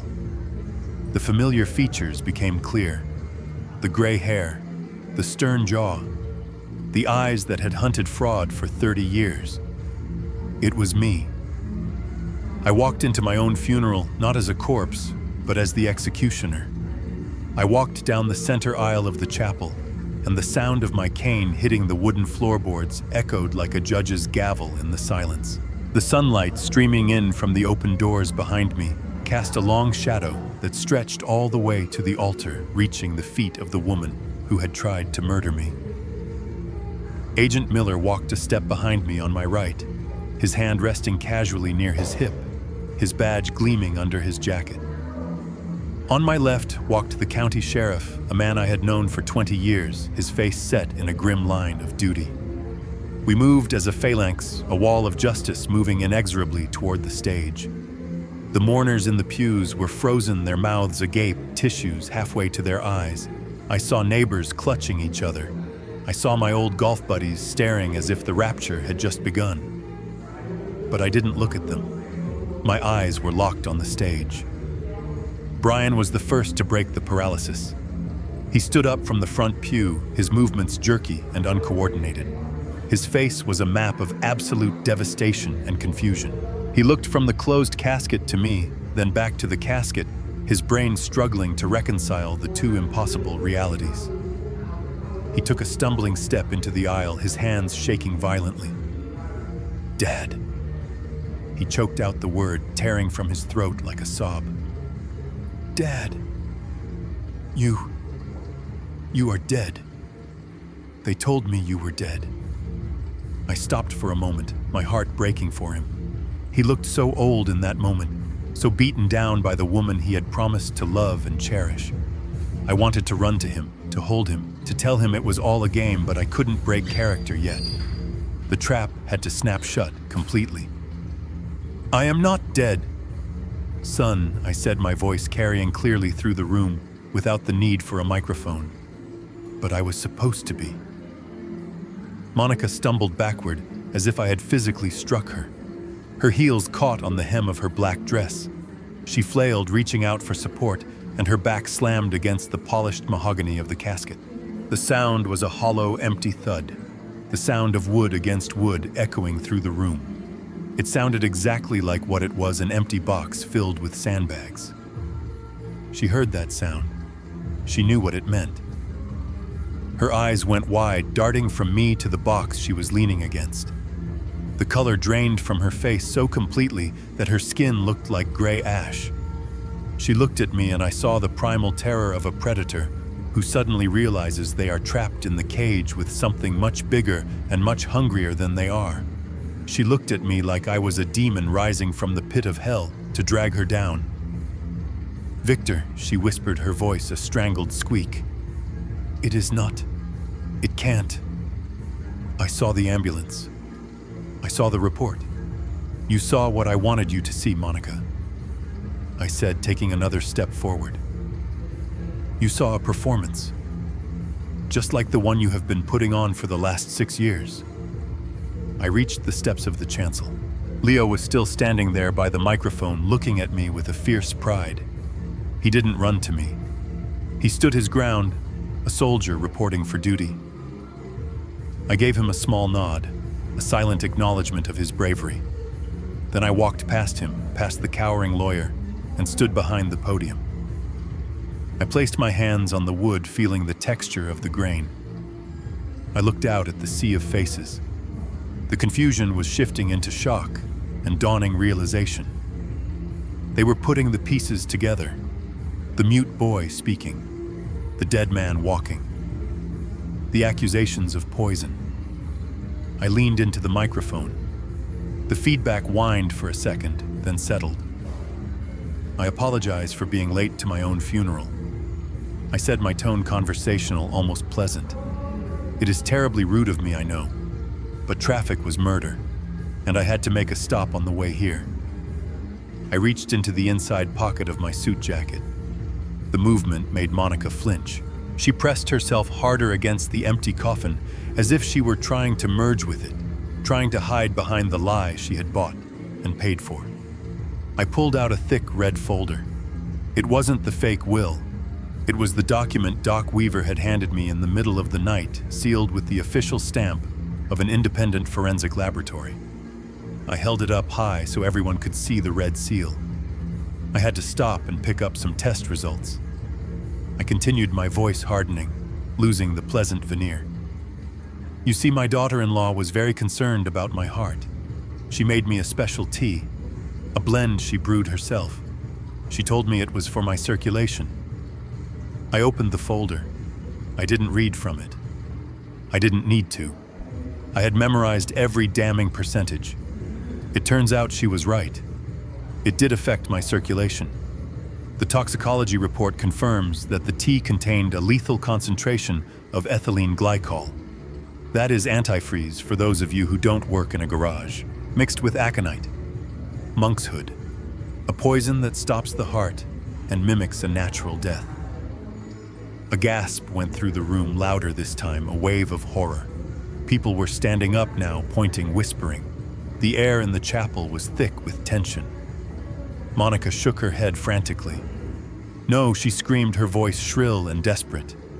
That is a lie. He is lying. He is senile. He is making it up. I loved him.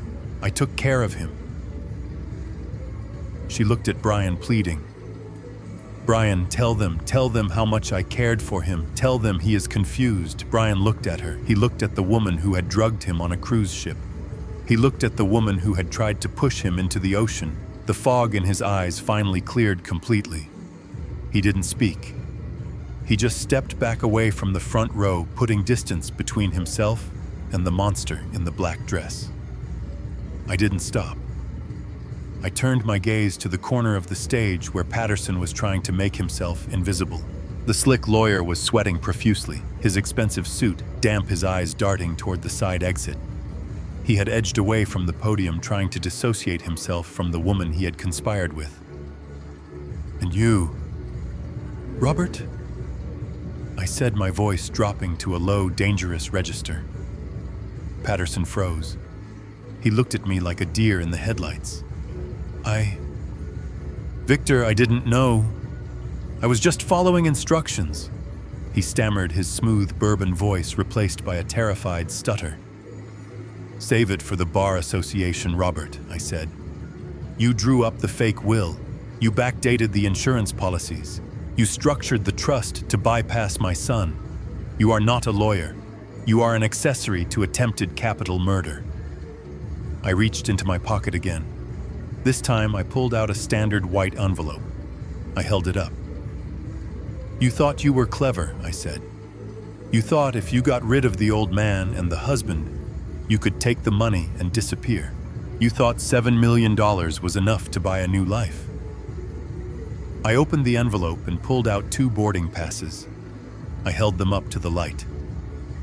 One-way tickets to the Cayman Islands, I read. Flight 402, departing tonight at 11:30 p.m. from O'Hare International. Passengers Monica Stone and Robert Patterson. The room erupted. It was no longer a funeral service. It was a crime scene.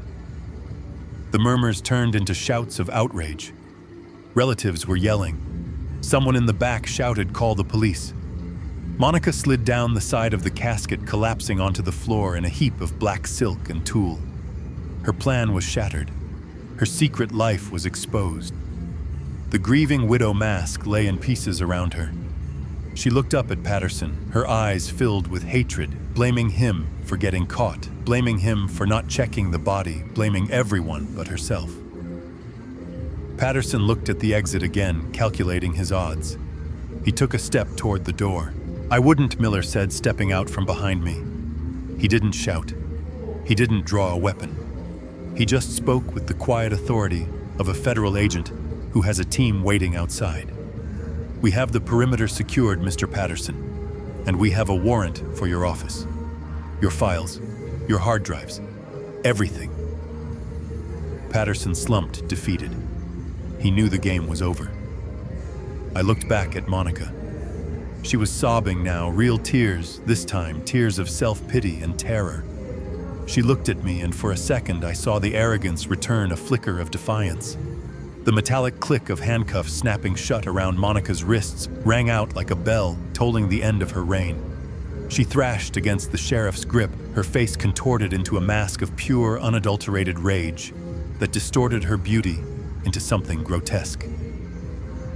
Patterson stood beside her head, bowed, offering no resistance as Miller secured his wrists. A broken man who knew the difference between a gamble and a checkmate. But Monica wasn't done. She wasn't built to surrender. Even with cold steel biting into her skin, she twisted her head back to look at me, her eyes burning with the desperate, delusional hope of the greedy.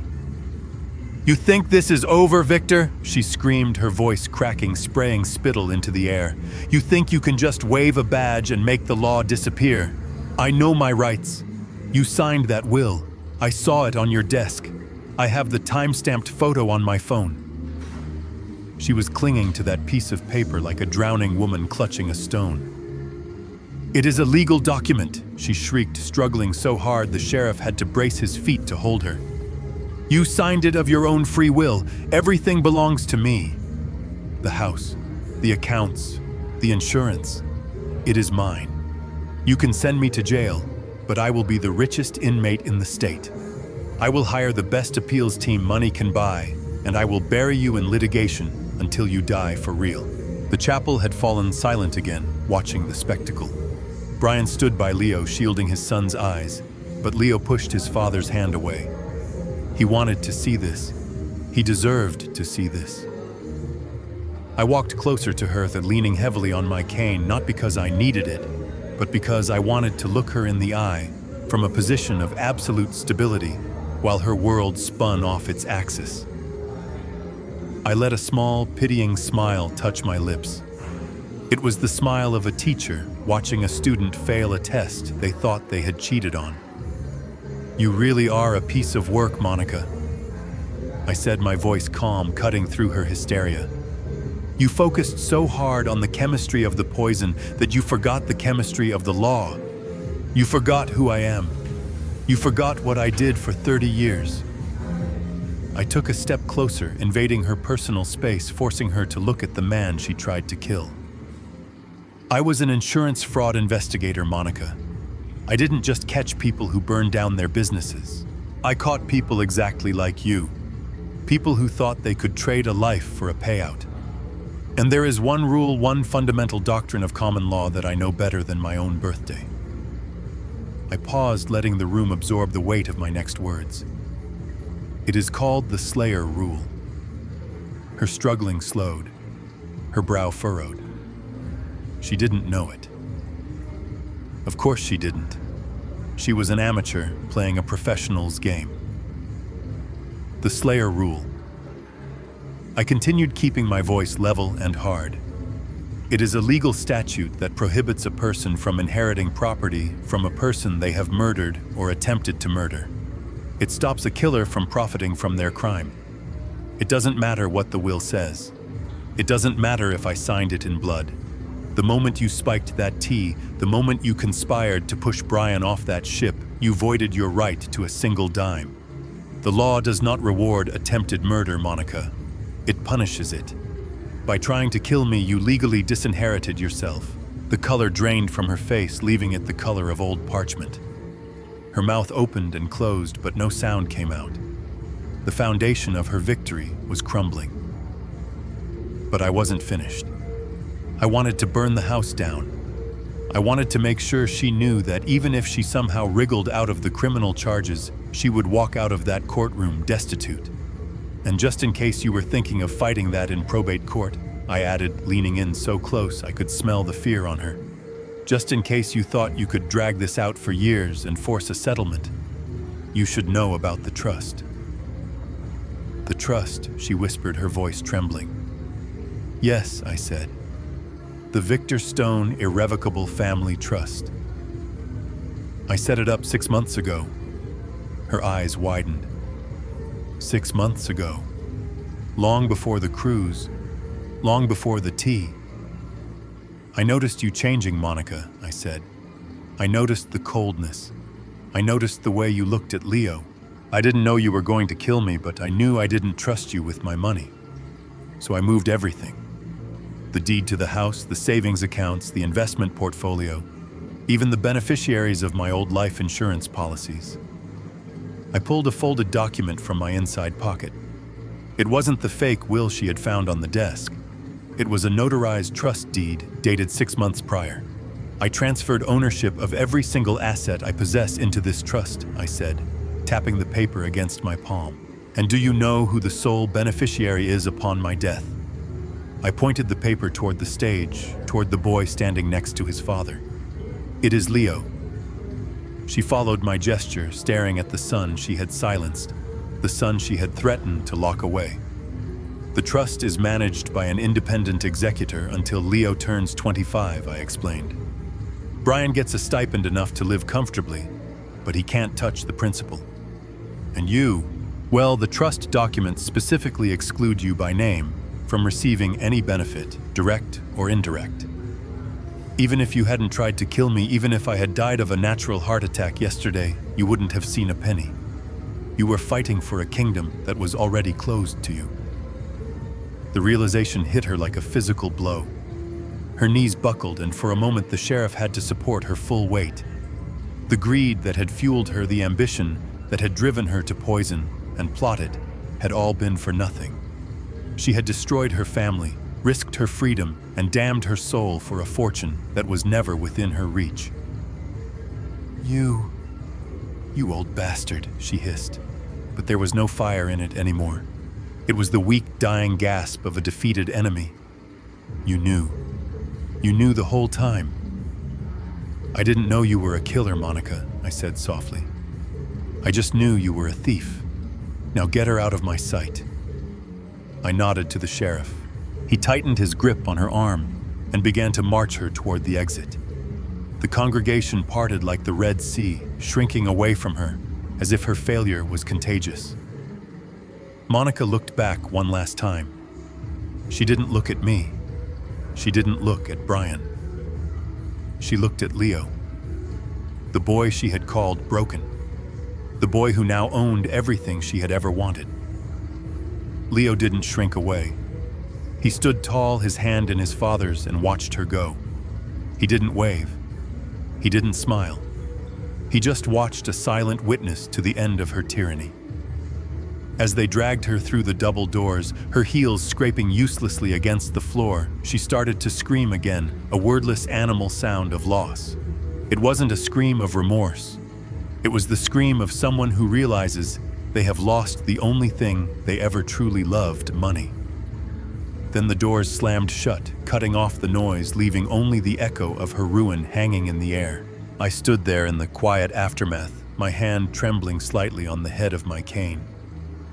It was done. The poison was neutralized. The threat was removed. I looked at the trust document in my hand. It was a lie, partially. I hadn't moved everything 6 months ago. I had done it 3 days ago with Miller's help, backdating the paperwork to ensure it was bulletproof. A little insurance fraud of my own to catch a fraudster. But Monica didn't need to know that. She needed to believe she had been outsmarted from the very beginning. It was the only punishment that would truly haunt her in her cell. I turned back to my son and my grandson. Brian was weeping, holding Leo tight. I walked toward them, the tapping of my cane the only sound in the room. I had saved their lives. I had saved their future, and I had done it the only way I knew how. By being the man Monica forgot to fear. The silence that followed the slamming of the heavy chapel doors was heavy, but it was the weight of truth, not secrets. The air felt thinner, cleaner, as if the poison Monica had brewed had finally evaporated from our lives. I turned from the exit to face my son. Brian was still on his knees, his expensive suit trousers stained by the dusty floor of the sanctuary. He looked like a building that had been controlled, demolished. His foundation crumbled, his structure gone. He was weeping, not the silent, dignified tears of mourning, but the ugly, gasping sobs of a man realizing he had been sleeping next to a monster. He crawled toward us. He didn't go to me first. He went to Leo. He reached out with shaking hands and touched Leo's face as if checking to make sure the boy was real, as if checking for cracks in the porcelain doll he had allowed his wife to treat him as. "I am so sorry." Leo Brian choked out, his voice raw. "I am so sorry. I didn't see it. I should have seen it. I should have heard you." Leo didn't pull away this time. He looked at his father with a maturity that no 10-year-old should possess, a wisdom forged in the fires of trauma. He reached out a small hand and placed it on Brian's head, stroking his hair. It was a gesture of forgiveness, but also of pity. In that moment, the roles reversed. The son became the father, and the father became the child who needed comfort. Then Brian looked up at me. His eyes were red, swollen, and filled with a shame so deep it was painful to witness. "Dad," he whispered, I don't know how to fix this. She controlled everything. The accounts, the house, my life. I don't know who I am without her telling me." I looked down at him. I wanted to pull him up to tell him it was okay to brush him off and buy him an ice cream like I did when he scraped his knee at 6 years old. But he wasn't 6. He was a grown man who had allowed his passivity to endanger my life and his son's soul. Forgiveness is a gift, but trust is a wage. He had to earn it back. "Get up, Brian," I said, my voice stern but not unkind. He struggled to his feet, wiping his face with his sleeve. "I am not going to lie to you, son," I continued. "You broke my heart. Not because you married her, but because you let her blind you. You chose comfort over character. You chose the easy lie over the hard truth." He nodded, accepting the judgment. "I am not going to fix this for you," I said. "I am not going to be the crutch she was. You are going to therapy. Serious, intensive deprogramming. You are going to learn how to make a decision without looking for someone else's permission. You are going to learn how to be a father to this boy who saved our lives." I pointed the head of my cane at his chest. "And until you do that, until you can stand on your own 2 feet, the trust controls the money. You get an allowance. You get a roof over your head. But you don't get the keys to the kingdom. Not yet." Brian swallowed hard. He looked at me, then at Leo. He straightened his spine just a fraction. It was a start. "I will, Dad," he said. "I will do whatever it takes." I nodded. "Good. Now let's go home. We have a lot of tea to pour down the drain." It wasn't just about the living, though. There was one final debt to pay to the dead. The following Sunday, Leo and I drove out to the Oak Ridge Cemetery. For 3 years, I had visited Catherine's grave thinking she had left me peacefully. Now I knew the truth. I stood there looking at the granite marker, feeling a mix of sorrow and fierce vindication. Leo knelt beside me, placing a bouquet of white lilies, real ones, not the suffocating kind from the funeral home, against the cold stone. He traced the letters of her name with his finger. "We got them." Grandma, Leo said, his voice soft but unwavering. "They can't hurt anyone else." Grandpa made sure of it. I placed my hand on Leo's shoulder. "We made sure of it, Leo. We did it together." Brian stepped up beside us. He looked better. The hollow look in his eyes was replaced by a quiet sadness, but also a new determination. He had sold the big house in the suburbs. He said it held too many ghosts. He was looking for a smaller place, something closer to us, something honest. "I miss her, Dad," Brian said, staring at his mother's grave. "I miss her so much. And I am sorry I let that woman, I am sorry I let her take Mom's place." "No one takes her place, Brian," I said. "Monica was just a shadow. Shadows fade when you shine a light on them. Catherine, your mother is the light." We stood there for a long time, 3 generations of stone men, broken but rebuilding. The wind rustled the trees, sounding like a whisper. For the first time in 3 years, I didn't feel the crushing weight of loneliness. I had my son back. I had my grandson. And I had the peace of knowing that justice, though delayed, had been delivered with absolute precision. As we walked back to the car, Leo grabbed my hand. "Grandpa, do you think Grandma knows? Do you think she saw us?" I looked up at the clear blue sky. "I think she saw everything, kiddo. And I think she is finally resting easy." I started the car, the engine purring. We drove out of the cemetery gates, leaving the dead behind, driving toward a future that was finally, truly ours. The rearview mirror showed the road behind us empty and clear. No one was following us. No one was plotting. We were free. And that freedom tasted sweeter than any revenge. 3 months later, the summer heat had settled over Chicago, turning the evenings into a symphony of cicadas and warm breezes. I sat on the front porch of the house, rocking slowly in my chair. The house was different now. We had ripped out the cameras. We had repainted the walls. We had exorcised the ghost of Monica from every corner. Brian was inside cooking dinner. He was learning. He had burned the lasagna last week, and the laundry was still a mystery he was trying to solve, but he was trying. He was seeing a therapist twice a week, unraveling the years of manipulation. He was getting to know his son, really know him for the first time. I took a sip of my coffee. Black. No sugar, no herbs, just the bitter, honest taste of caffeine. Beside me, sitting on the top step, was Leo. He wasn't playing with blocks. He wasn't staring at the wall. He had a thick, hardcover book balanced on his knees. It was an old textbook of mine from the Academy Criminal Law and Evidence Principles and Cases. It was dense, dry reading full of statutes and precedents. Most kids his age were reading comic books.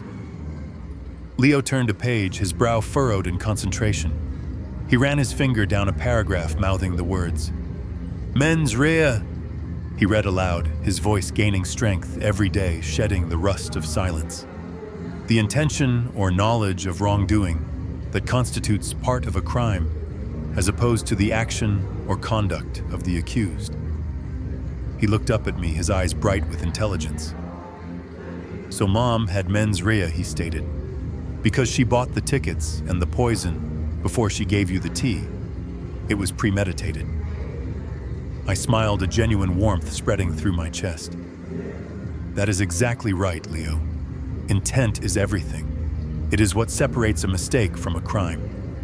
And your mother, she was full of intent."